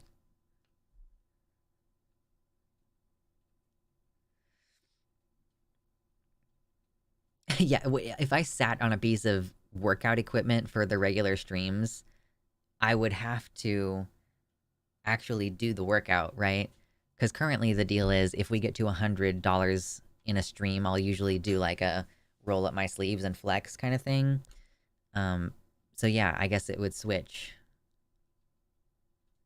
Gotta have money to spend money. No shit. Fuck's sake. Okay. I really don't want to start this, but I really should start this. And then it'll be over. And it'll be my one segment for today's show. One segment. I reduced my meat eating to just good sourced meat once a month or so I appreciate it better. Yeah, my partner needs protein more than I can provide with plant-based foods, so we eat meat with basically every meal. Dinors. Dinors! Dinors. They're very cool. What's your favorite dinor? One time someone asked what my favorite dinosaur was, and I said, I think pterosaurs are my favorite. And then people in the comments were like, that's not a real dinosaur. And I was like, okay, well, because you people suck and are spoil sports, the new answer is chicken. Chickens are my favorite dinosaur, okay? Except I really don't like, well, I don't like roosters. Hens are probably fine. They're relatively inoffensive. 56 concurrent viewers. It would be nice if we could get to 100 likes today. I don't think it's going to happen, but feel free to hit like. Apatosaurus, isn't that the tall one? Archaeopteryx. A non-binosaur. Gator is my favorite dino. Gators or dinos? Yeah, gators and crocodiles count as dinosaurs. Yeah, but so does chicken. And I've eaten chicken before.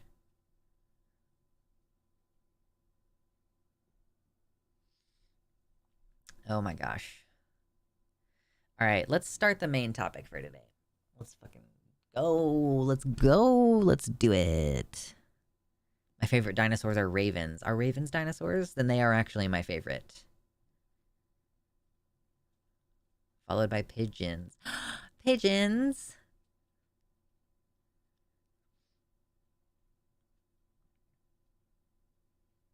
It's so weird, like, sometimes I'll see a name in chat that's the same as a name of a person who I just blocked earlier, and I just keep getting really thrown off by it.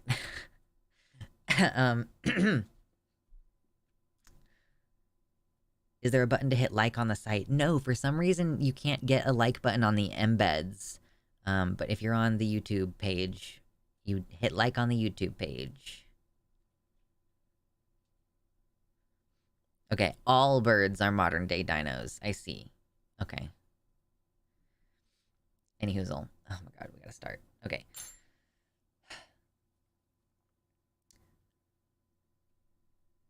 Trans people and our activists and allies have been talking about basically the intention, as far as we can see it, to gradually remove rights and access to such an extent that you effectively make there be no more trans people, is the goal. There will be at least reasonable concerns about how we treat children, and certain vulnerable minority groups, you know, should be protected from this predatory big pharma. And yeah, we've been calling it for a while, and people have been saying that we are catastrophizing or that we're using a slippery slope argument, and we're seeing more and more proof, such as we're going to observe today, that Republicans do want to ban trans care for everyone. Like, they want to ban all trans-related care, which effectively means they want to make it to where you can't be trans in, like, the sense of being able to actually transition medically.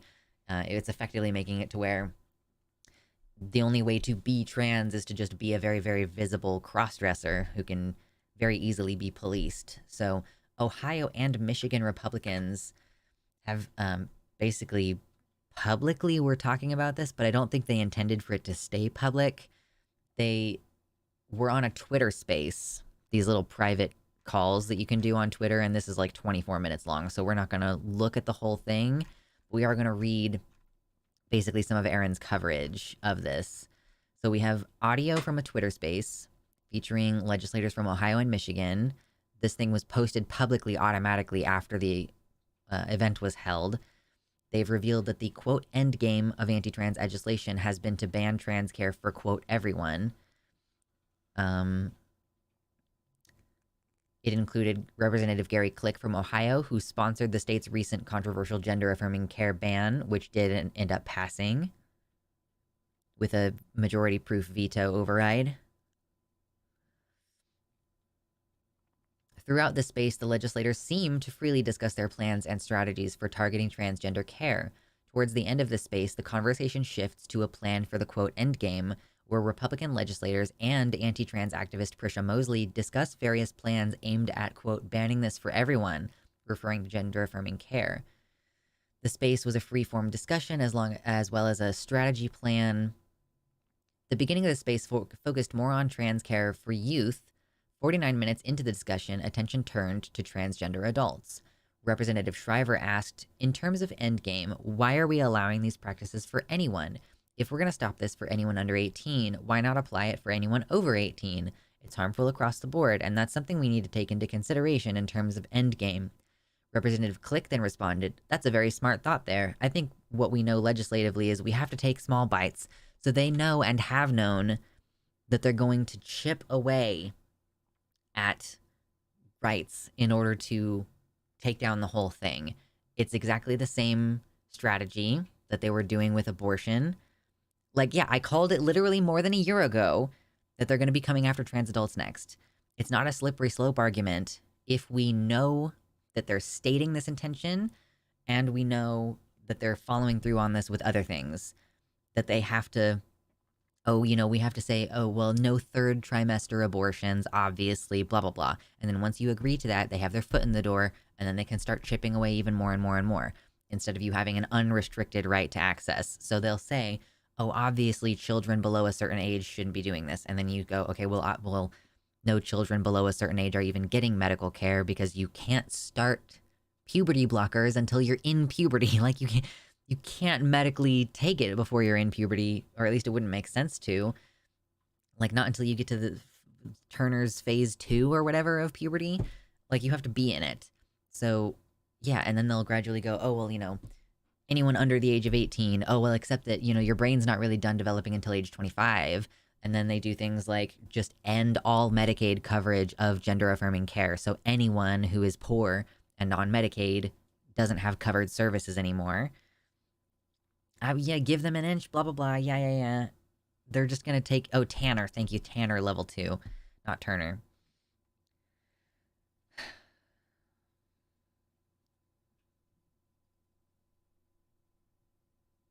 Yeah, later. It's not hard to imagine if transition had no negative side effects, what difference it would make to these people, i.e. none. Yeah, even if there were no negative side effects, because the side effects aren't, or the negative side effects are negligible compared to the benefits. Like, oh, a little bit of bone density loss? Okay, well, we give intersex kids bone density loss by removing their perfectly healthy gonads and then not really putting them on adequate hormone care afterwards. So I know someone who had osteoporosis when they were 20 years old because of invasive, unnecessary and coercive procedures, including removing their healthy internal testicles. So, yay. They can't make being trans illegal directly, yeah, Nancy points out, but they can make the conditions tough as hell to be trans, aka genocidal tactics. Like, trying to restrict people's ability to be in public or their ability to access care. You can't make it directly illegal. And you might not even be able to make trans care directly illegal, but what you can do is threaten to revoke funding from any hospital that provides it. So that includes any hospital that wants to work with Medicaid can't accept Medicaid anymore if, like, federal funding or like state funding is not being given to them. You know, they can find other ways of controlling this even without making it criminally punitive. Yeah, Democrats are just gonna go, stop hate, lol. No hate, go back to lunch. I don't know. I'd like to hope that they'll do something smarter, but, like, this news doesn't break out of our niche communities is the problem. I'm gonna post this on my YouTube channel, and it's gonna get maybe about 1,400 views, and all of those are probably gonna be people who are, like, already subscribed to me. So, I don't know how to make this go into a broader audience. Like, how do you get mainstream Democrats to understand that there is a problem here?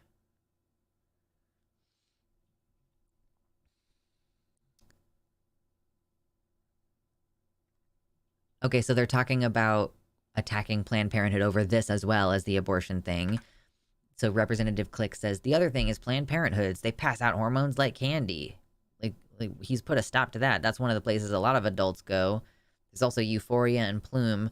Like, people seek informed consent care because the gatekeeping prevents them. Like, if you have a situation like in many European countries where you are forced to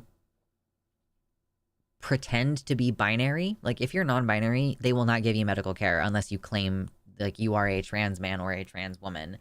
So, of course, people who don't, like, who can't afford the therapy required or who don't fit all of the boxes that these cis people have put together, by the way, like, you as a trans person don't tick enough of these boxes. So yeah, of course you're gonna go to someone who's, like, not gonna require you to do 6 months of therapy, who's just gonna give you the goddamn medicine that you know that you need.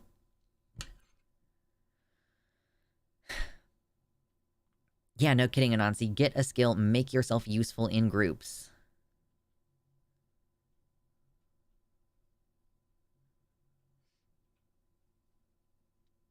I found you because someone in Reddit linked one of your videos. Hey, that's good to hear. I'm really glad that people are still sharing my shit in Reddit. Okay.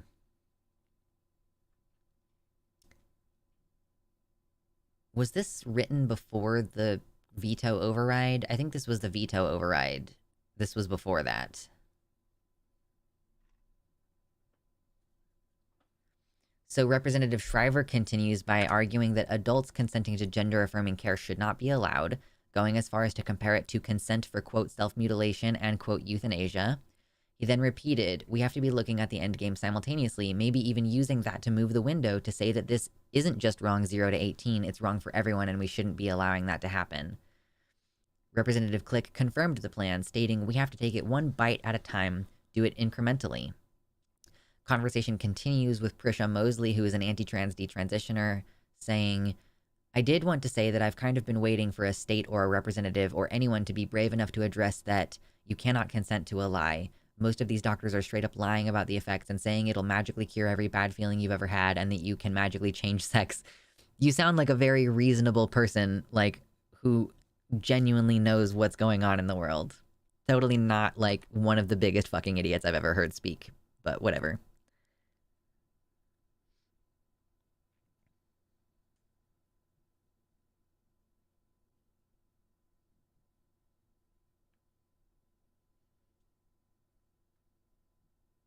What's that mark on your face? I got a cat. A cat decided that it did not want my attentions.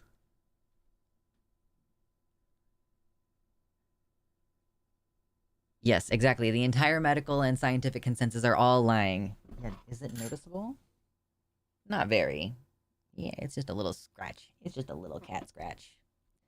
Not a big deal. Hello, Mark. Thank you for liking the stream.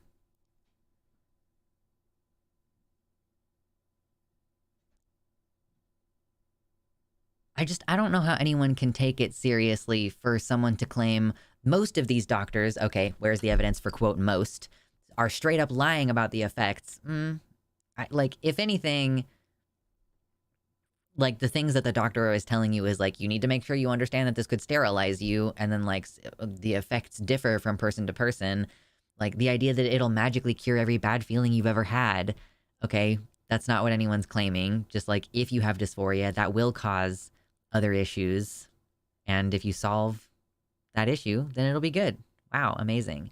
Or at least give you a better baseline with which to address your other problems. And like, yeah, you cannot consent to the lie that you can change sex, I think ultimately is what she is saying here. And yeah, Prisha, I assume that's she, her pronouns. I have no fucking idea. Oh, here's great. This is amazing. At the end of the conversation, Representative Shriver states that they should, quote, ban this for all people, to which Representative Paquette responds, "We'll chat offline about all this good stuff." What? Yeah, like they know that they shouldn't be talking about this publicly, really. Like, we'll chat offline about our plans to restrict the rights of adults.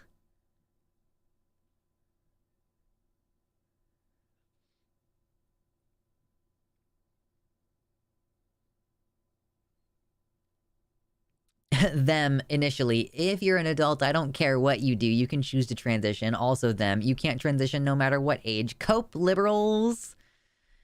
Like, dude. Increasingly, yeah, more and more attacks towards trans adults. Medical care restrictions on incarcerated individuals. Bathroom bans. Yeah. Just many, many, many more bills. It is conspiratorial, irrational thinking on par with Flat Earth.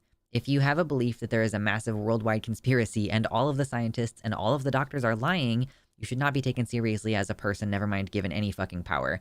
I mean, again, I don't think that it's conspiratorial and irrational because I don't think they genuinely believe in some kind of conspiracy. Like, I think that it just boils down to they think that we're degenerate and disgusting and unnatural, and they will make up anything that they need to in order to justify restricting access for us. A lot of the problem is just people only listen to people that are actually lying to them and refuse to listen to professionals or, you know, actual trans people. Yeah, it's crazy to me that you could be discussing a group of people and at no point... It's like there are plenty of lady doctors who can inform you on reproductive care, but we don't really ask them. It's always these panels of old white men making rules about people who they have nothing to do with.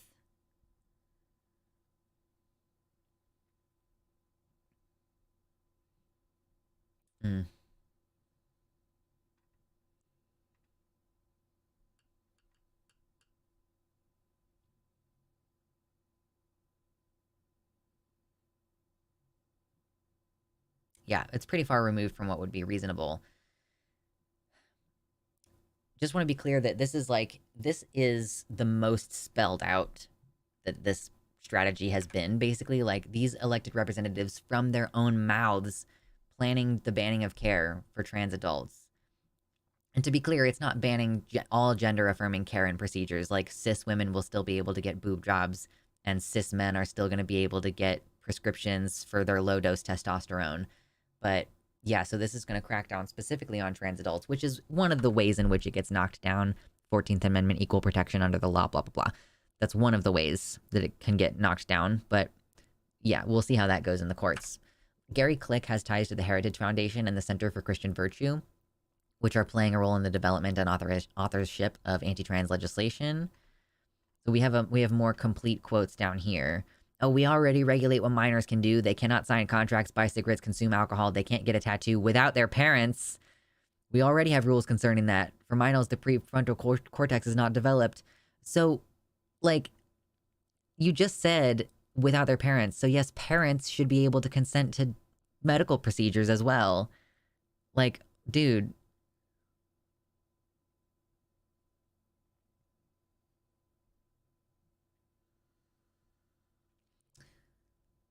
He does say, like, you know, I think that there's something to be said for adults being able to weigh the pros and the cons.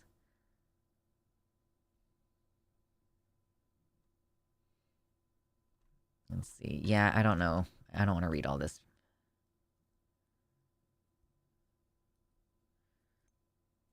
Yeah, this is something that's harmful for all people, whether you're 18, 19, 20, or older. I certainly don't disagree with the harm that this does for anybody. Y'all don't know shit about anything. Get out of my business. Just get out of my business. That's all I want. Just go away. Stop bothering me. Let me do my medical care stuff. Like, Jesus, it's fucking crazy how much people try to it's crazy to me how much people are trying to regulate how people access care. It's not like they're, regulating, oh, this individual thing is like, oh, this was found to be poisonous. Therefore, we have to, like, change the manufacturing process on this or something. It's like, we've just decided that the entire kind of procedure that you want, even though it's been proven to be helpful over and over and over again.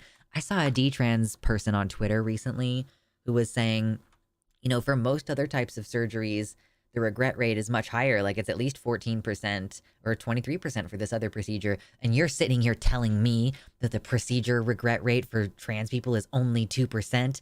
Be real. That's a fake number.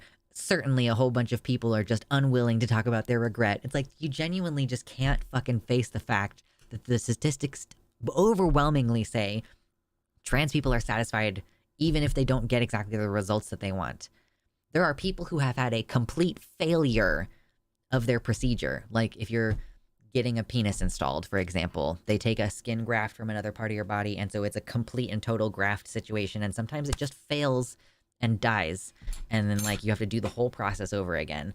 And even people who have complete failure or very serious infections or very serious complications or big changes that they have to deal with, like unexpected things during their recovery, overwhelmingly, every trans person I've spoken to who's had one of these procedures is like, it's amazing and I'm so glad. Even if they're like, I literally might have to have an entire new procedure. I know someone who had a vaginoplasty, but for some reason, the way that she healed, she did not have very much depth in her vaginal canal. So she's like, I might have to go back and literally do an entire new vaginoplasty with a different type of procedure. Peritoneal pull through, for those of you who are curious. And she's like, yeah, but I still wouldn't change anything. Like, obviously, I wish that I had healed better, but I'm so glad that I have this change. And it's like, yeah, you genuinely just are going to ignore any statistics that don't agree with you. Like, oh, whatever, that can't be real. Like, no. It's like impossible for you to fathom that this is just like one of the most effective forms of treatment for anything that we have at all. Like, some kinds of cancer treatment have as much of a satisfaction rate and efficacy rate, but like, frankly, plenty of cancer treatments do have people going, I regretted that and it sucked.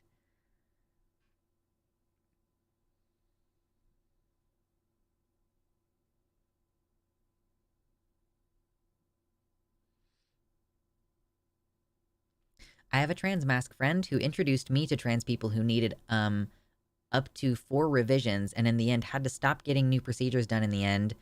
So now has, like, basically a penis that can't do a lot of the functions that we expect it to do, but however enjoys life regardless and loves being a man. Yeah.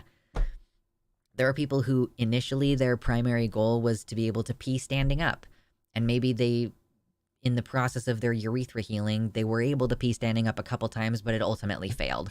They're still grateful that they even had a couple months of being able to do it. Yeah, it's just literally anything that they can think of to oppose it. They will come up with any excuse. Because it's, again, an ontological belief about spiritual gender.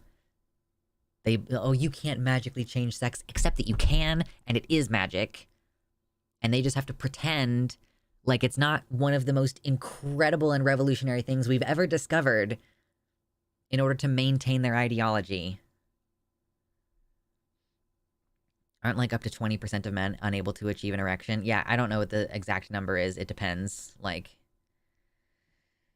But yeah, by certain ages for sure. Yeah, like older men, of course, are going to have more difficulty with that. Yeah. Again, we've known for a while that they're going to be heading this direction with things. We've known, like, we didn't need them to explicitly say it in order to know that this was their intention. But now they have explicitly said it. So I expect people to start taking it seriously. Because I'm gonna be able to point back to this. Like, nope, actually, they explicitly said, Representative Gary Click, Representative Shriver, Representative Paquette, they explicitly said, we want to take away transition from adults.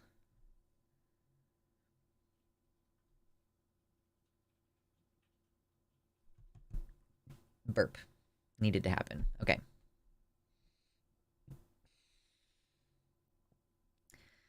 Well, I don't know. Do we have anything else that we need to add on that one?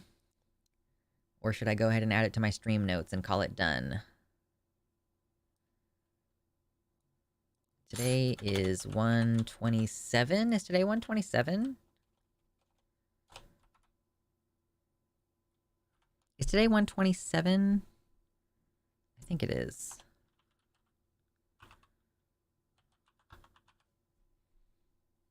I can never remember. Oh no, it is 28. Okay. Ba-bum. Ba-bum. Ba-bum. Ba-ba-ba-bum.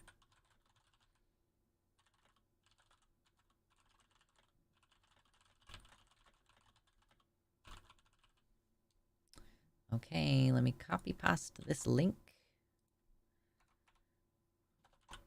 Nope, not what I wanted. Thank you.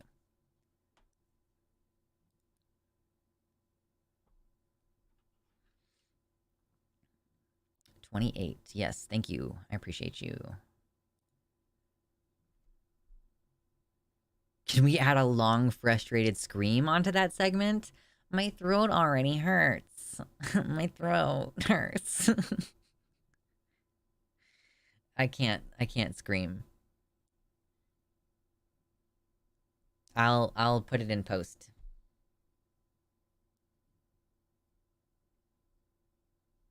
Hey, more and more facial hair popping up every week. That's good to hear, Spoons here.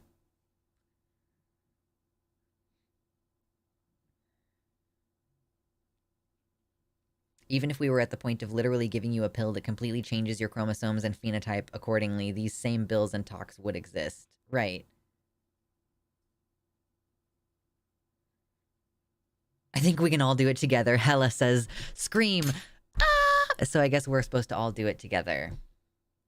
It'll be like in a movie where it cuts to like each person's house and it's just outside their window and you can hear ah, ah, ah, ah, ah. Just everywhere across the United States. 60 people all screaming.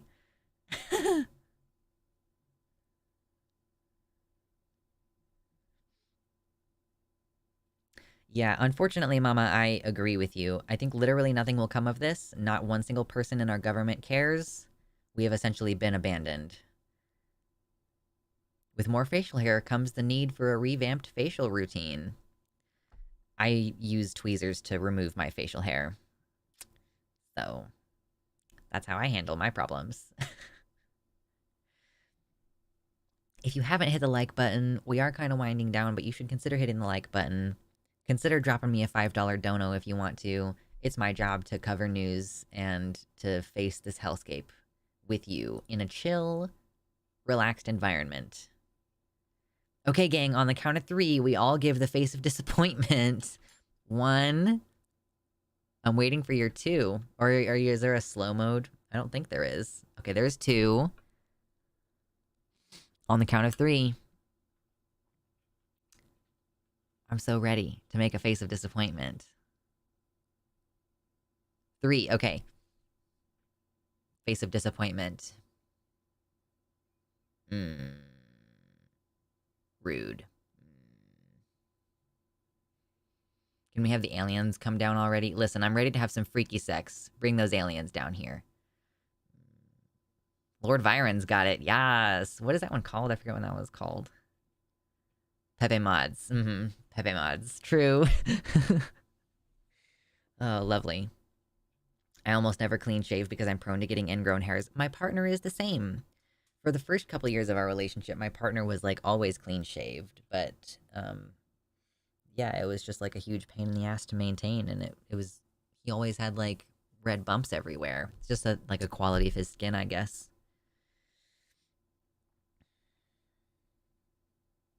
More disappointed face, I know. Disappointed. So upset.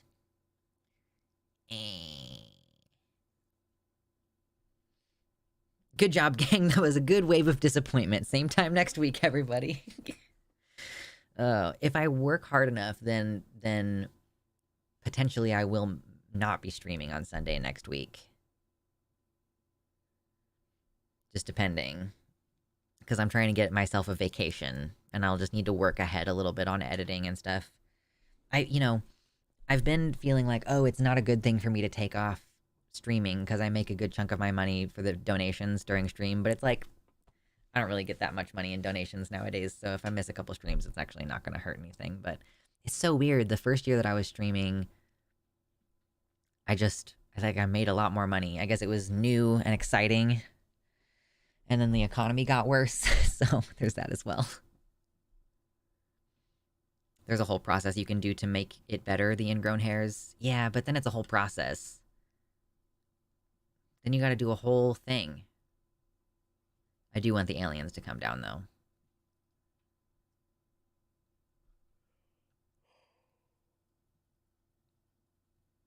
Oh, goodness.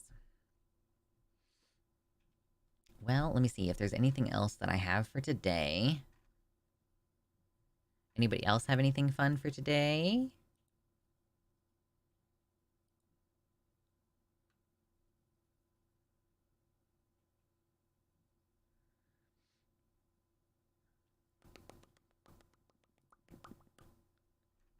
Gotta see if there's any cool stuff. Oh, there is more stuff in here. Oh no. Okay, there's more stuff that I might have to look at next time. Cool. Just baking bread again. I know, I need to bake bread again. It's so fun. It's so nice.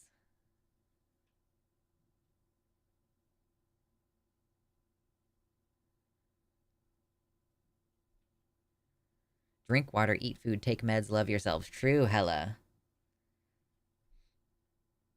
I just watched Thor Ragnarok last night, and it's just a banger. It remains a solid fucking banger. Kate Blanchett. Perfection.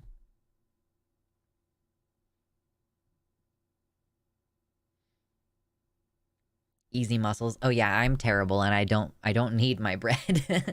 I put it in the stand mixer. Honestly, I'm really starting to sour on Taika Waititi.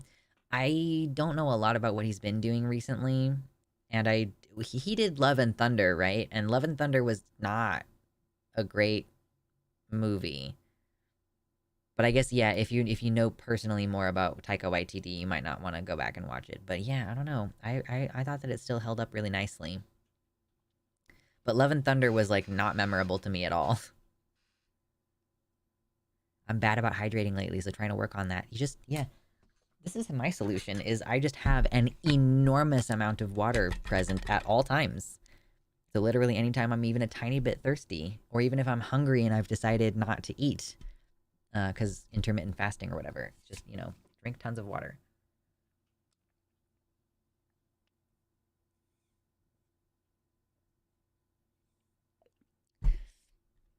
Yeah, I like chain lightning. I did briefly play a shaman during my days in the World of Warcraft. During my time in the WoW mines.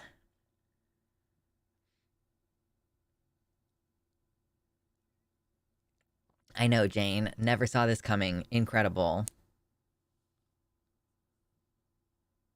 I have a 1.7 liter bottle that my wife borrowed when she got sick, and I haven't touched it since.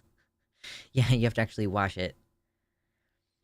Taika Waititi's latest movie was Next Goal Wins, about the American Samoan national soccer team, which had the first trans athlete to compete in an international soccer.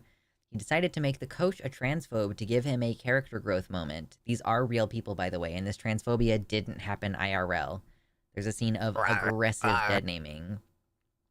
That's rough. I think that's really shit. Like, that's real people's lives, and he just decided for narrative purposes to make the coach transphobic.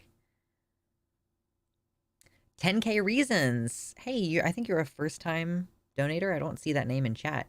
Hello, thank you for your tier 1 sub. They said I'm an ally in Aurora, Colorado. Thank you very much. Seriously, Colorado's a cool place.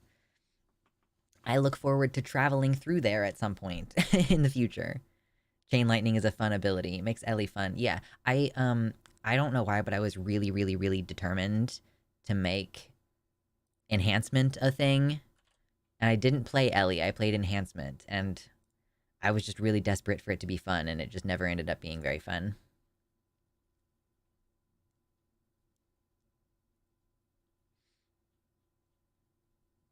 More like Colorado. Colorado. What's up, Forrest? My brother uses like 5-year-old empty 2-liter Mountain Dew bottle as a water bottle, and everyone thinks he's always drinking Mountain Dew. That's like taking... It's like removing all the mayonnaise from the jar and then putting vanilla pudding in it, and then just eating the vanilla pudding from the mayonnaise jar. Like, you know, just grossing people out. Don't know why. Don't know why I would do that. It would be fun, though. Much appreciate everybody. I really need to start posting on Fansly again. Is anybody else feeling like it's hard to feel sexy the last couple months? I don't know if it's just because I'm on a new hormone regimen that I need to be off of, but yeah. I haven't been posting on Fansly as much because it's like I don't really feel the urge to go post pictures of myself. I'm working off my holiday weight. Yeah, maybe it'll be better when I go back to doing cardio. Maybe. Put blue Gatorade in a Windex bottle. True. Mayonnaise is an affront to God. I used to really not like mayonnaise. And I wouldn't really want to like eat it by itself, probably. But, I recently made something that was really, really fatty. I can't remember what it was. But then it wanted me to make an aioli, which is basically just mayonnaise plus garlic. And like sometimes a little bit of acid in there, like lime juice or lemon juice. And it was a really gorgeous complimentary thing. So I think that mayonnaise is one of those things that's just not good unless you mix it with the right stuff.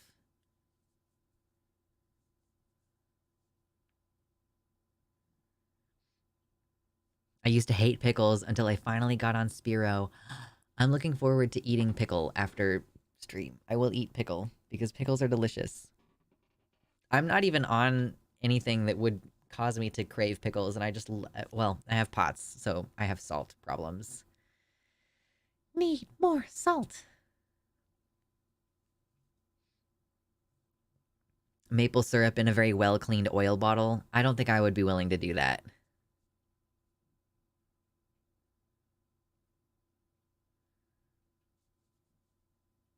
Drink more water from a giant lube bottle to assert dominance. I guess you could do that as well. Depends on the mayo as well that you buy or make. Right, like what even is mayo? It's just oil and eggs, right? It's basically just oil and eggs. Is it like raw eggs, basically? Like they're not cooked, right? It's like liquid eggs. I think there's vinegar in there too. I don't know. What is mayonnaise made out of? What is mayonnaise? Mayonnaise is... What's it made out of? Emulsifying eggs, oil, and some type of acid, usually vinegar or lemon juice. Emulsification means combining two or more liquids that normally are unmixable. There are temporary and permanent emulsions.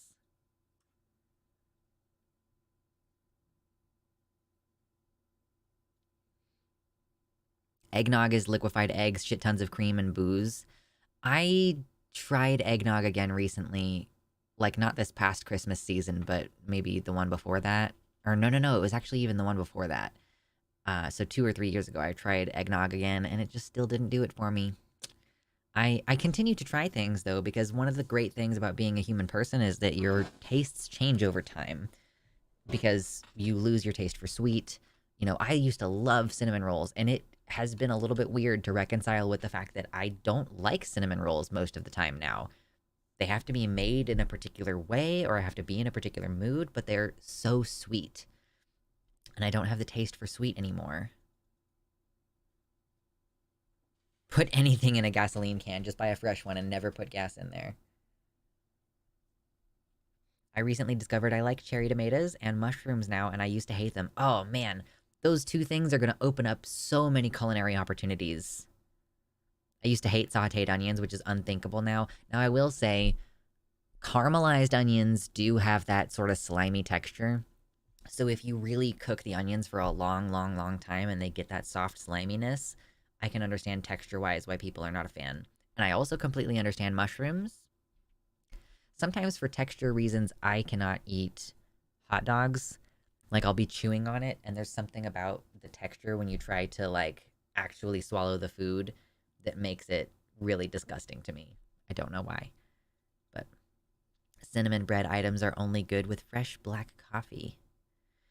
Yeah, potentially. Like a nice bitter something to, like... And, like, a fresh brewed coffee is also going to be nicely acidic. So I could see that being quite complimentary, actually. I think veggie dogs have a better texture. Yeah, and I mean, most of the time I can eat hot dogs. It's only very occasionally that it gets gross to me. Sometimes I'm like, I really crave hot dogs right now, and I'll go buy, like, the super cheap chicken and pork hot dogs. That's wild, because if I have autism, the one food I can always eat now and forever is hot dogs. No, like, again, like, most of the time, I love it. And even when I have this weird texture problem, it's only on the very back of my tongue and, like, the closing part of the back of my throat when I am trying to swallow the hot dog. And I can usually push through it. It's not that bad. There's other stuff, texture-wise, that are, man, Lucky Charms. The marshmallows in Lucky Charms genuinely, like, they hurt my teeth. Like, they scrape against my teeth. And it is making, currently, my entire body tingle just to think about it. It is awful. As a kid, I could not eat lasagna at all. It would make me vomit, and my mom kept trying to force it. Oh, what was it about it? Like, just something about the texture of it? That's wild. I can eat hot dogs without biting them. Do you like Pez candy, then? Not really. It's got the same, like, dry on my teeth feeling.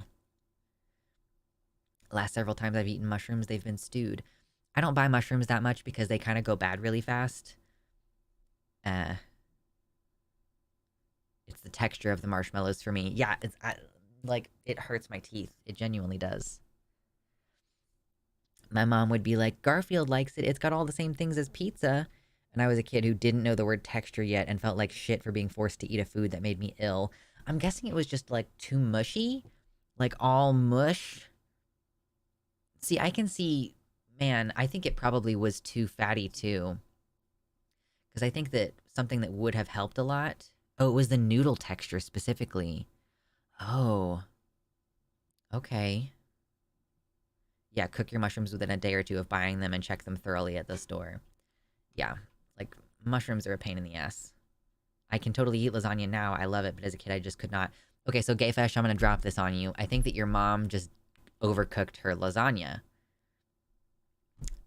Like, or are you saying, can you eat your mom's lasagna now? Okay, it was not anyone's lasagna. Okay, interesting. Yeah, thankfully I don't have that many... I think to myself, I don't have that many food restrictions, but then again, I'm always buying the food. Like, I'm the one cooking, I'm the one making the decisions. So, you know, I don't like coconut, but I never come in contact with coconut because I don't buy it. So, and like, we don't really eat sausage because I don't like sausage. Well, actually, chorizo is delicious, so we have started eating chorizo if we're going to eat sausage, but I don't really like Italian sausage. It's just greasy and it doesn't taste good. I do avoid foods that are greasy, I'm realizing. You gotta have, like, 85-15 beef. 85-15 beef is, like, the preferable, because if you get, like, you get into the 70-30, or even 80-20 sometimes feels, like, too greasy. Shay Diamond is a singer who's trans. What about avocados? They're delicious, no notes. Chorizo is excellent if you can find some that isn't 90% salt. I beg to differ. Salt is the best. Oh, I like raw onions. Oh, that wet crunch. Oh, that's exactly the texture that I want on my hamburger. That's like, yeah, you really need the crunchiness in a hamburger. My only real restriction is liver or anything with iron level the same as liver. I've watched a lot of Good Mythical Morning, okay, where they eat liver or pork blood or something, and yeah, it seems like those irony things are not yummy. Ooh, I'm gonna make mole chili. Ooh. See, now I wonder if the people in who I'm cooking for would like a mole chili better, because I don't know. Folks are not a huge fan of chili. I really like it every once in a while, but I've never done a mole before. Yeah, liver is a real food.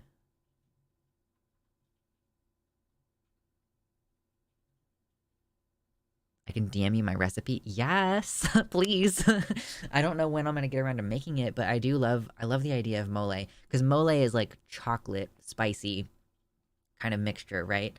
And you can do it in different ways and in different applications, but the fundamental concept is chocolate in your savory food. And I just adore that conceptually. I don't even think I've ever eaten mole. Chicken livers are good if cooked properly, but beef liver tastes terrible in my opinion. I only like liver done in Asian barbecues. Yeah, it seems like the kind of thing where you need a lot of other stuff going on to really balance it out. Cinnamon and savory food hits the same spot for me. Ooh, you know what? A tiny bit of cinnamon in an otherwise completely savory fried chicken batter. Ooh, sometimes that's just a little touch you need. It's not, it's the kind of thing where you really need to be expecting it before it happens, but yeah, it's really yummy. Nutmeg is also really good in savory foods. Or a little bit of allspice. Man. Cinnamon in a mashed sweet potato or rice. Well, a sweet potato is... I don't consider most applications of sweet potato to be like a savory food.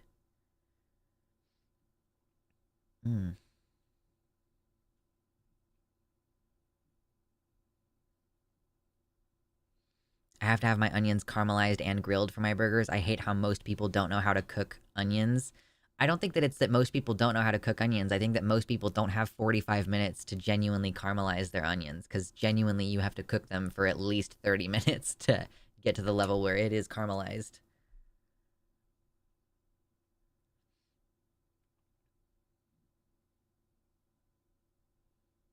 I hate eating bananas. Any tips on bananas? So it depends on the time, the ripeness.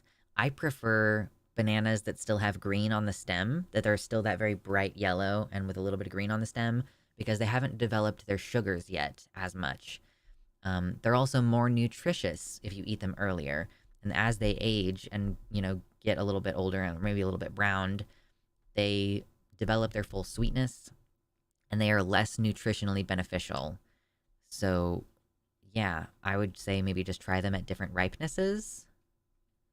I'm always revising, but this is pretty good so far. Thank you. I'm so excited. I think Canadian sweet potatoes are different from American sweet potatoes. I mean, they just have a sweetness to them. I was gonna say peel them first. Wowie. Oh, God. Bananas can be good with peanut butter. I tried to have a smoothie that had banana in it not too long ago, and the thing is that the banana was overripe, so it just tasted like overly sweet, disgusting banana, and I ended up not really enjoying that smoothie. Try cooked plantains. I've never had cooked plantains. Oh, gosh. Why are you saying that there's not good stream quality? Why? Why are you doing this to me? Potatoes are a leprechaun's favorite food. I feel like that's intended to be a little bit of an insensitive Irish person potato famine joke. Or is it genuinely, like, is a leprechaun actually an Irish mythos? Stream is choppy. Girl, why? Everything's... I haven't changed anything. I was getting a choppy stream for a second there. Yeah, it's still showing me that it's choppy. I don't know what the problem is. Annoying. plantains have a bit of banana sweetness with more savoriness. Yeah, I got the general concept that it is supposed to be more like a savory banana. But I just personally have never tried them. No, I can see it still says error, YouTube is not receiving enough video to maintain smooth streaming. And I'm like, again, girl, why? Like, I didn't do anything. I'm extremely Irish and I am not offended. Well, I wasn't trying to get offended on your behalf. It just is, like, it's interesting how modern-day Irish folks don't seem to have much of a connection to the fact that you guys had a genocide committed on you by the British government. like the famine, you know, the potato blight happened and no one had any control over that. But the fact that y'all starved, like, it's so weird. It's like, it's almost as though maybe like the fact that you all were still subsumed by the British government and then like public education downplays the damage that the British people did. But like, you are not the first Irish person I've seen talk about this and go like, aha, potatoes. Like, it's like, seems like a thing where you're just really disconnected from something that it was not even that long ago. It's just interesting to me. What's up, Jira? I'm Irish. My first name is Aslan. Aslan! That's a good name. Is that how you pronounce it? I know an American whose name is spelled similarly to that, and they're called Aslan. But I also know that if you think that you can read Celtic, like, you probably fucking can't unless you learn that their letters don't do what letters are supposed to do.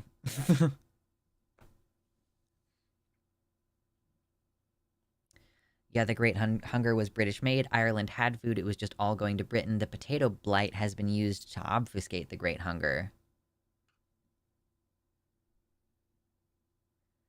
Oh, it's pronounced Ashlyn. Ashlyn. Cool. That is pretty neat. I like Irish names. They're very nice.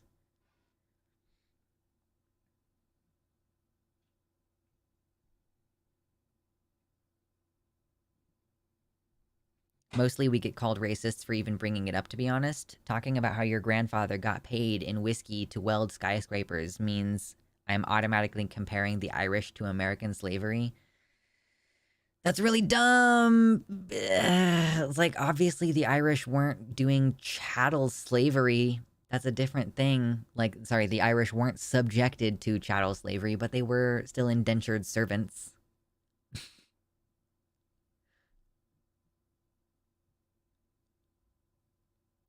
I'm Irish-Scotch, mostly, with a little Native American. I haven't done one of those funky little tests, and my family is deeply dysfunctional and incredibly disconnected from any heritage that we may have had, so, like, I literally could be Polish and I would have no idea. Like, I think that my features and, like, my, you know, my parents' last names and stuff, I think it's likely that I'm some mixture of German and British something or other.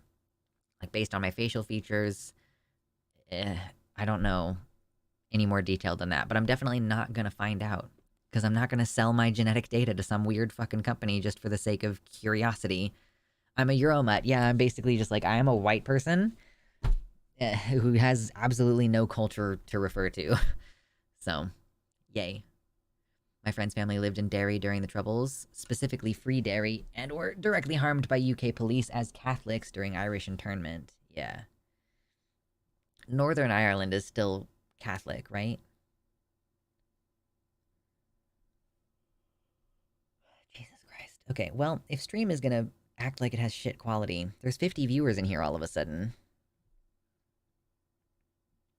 I'm primarily Irish, German, Norse, and Scottish, but I've got everything else in there. There's everything else in there.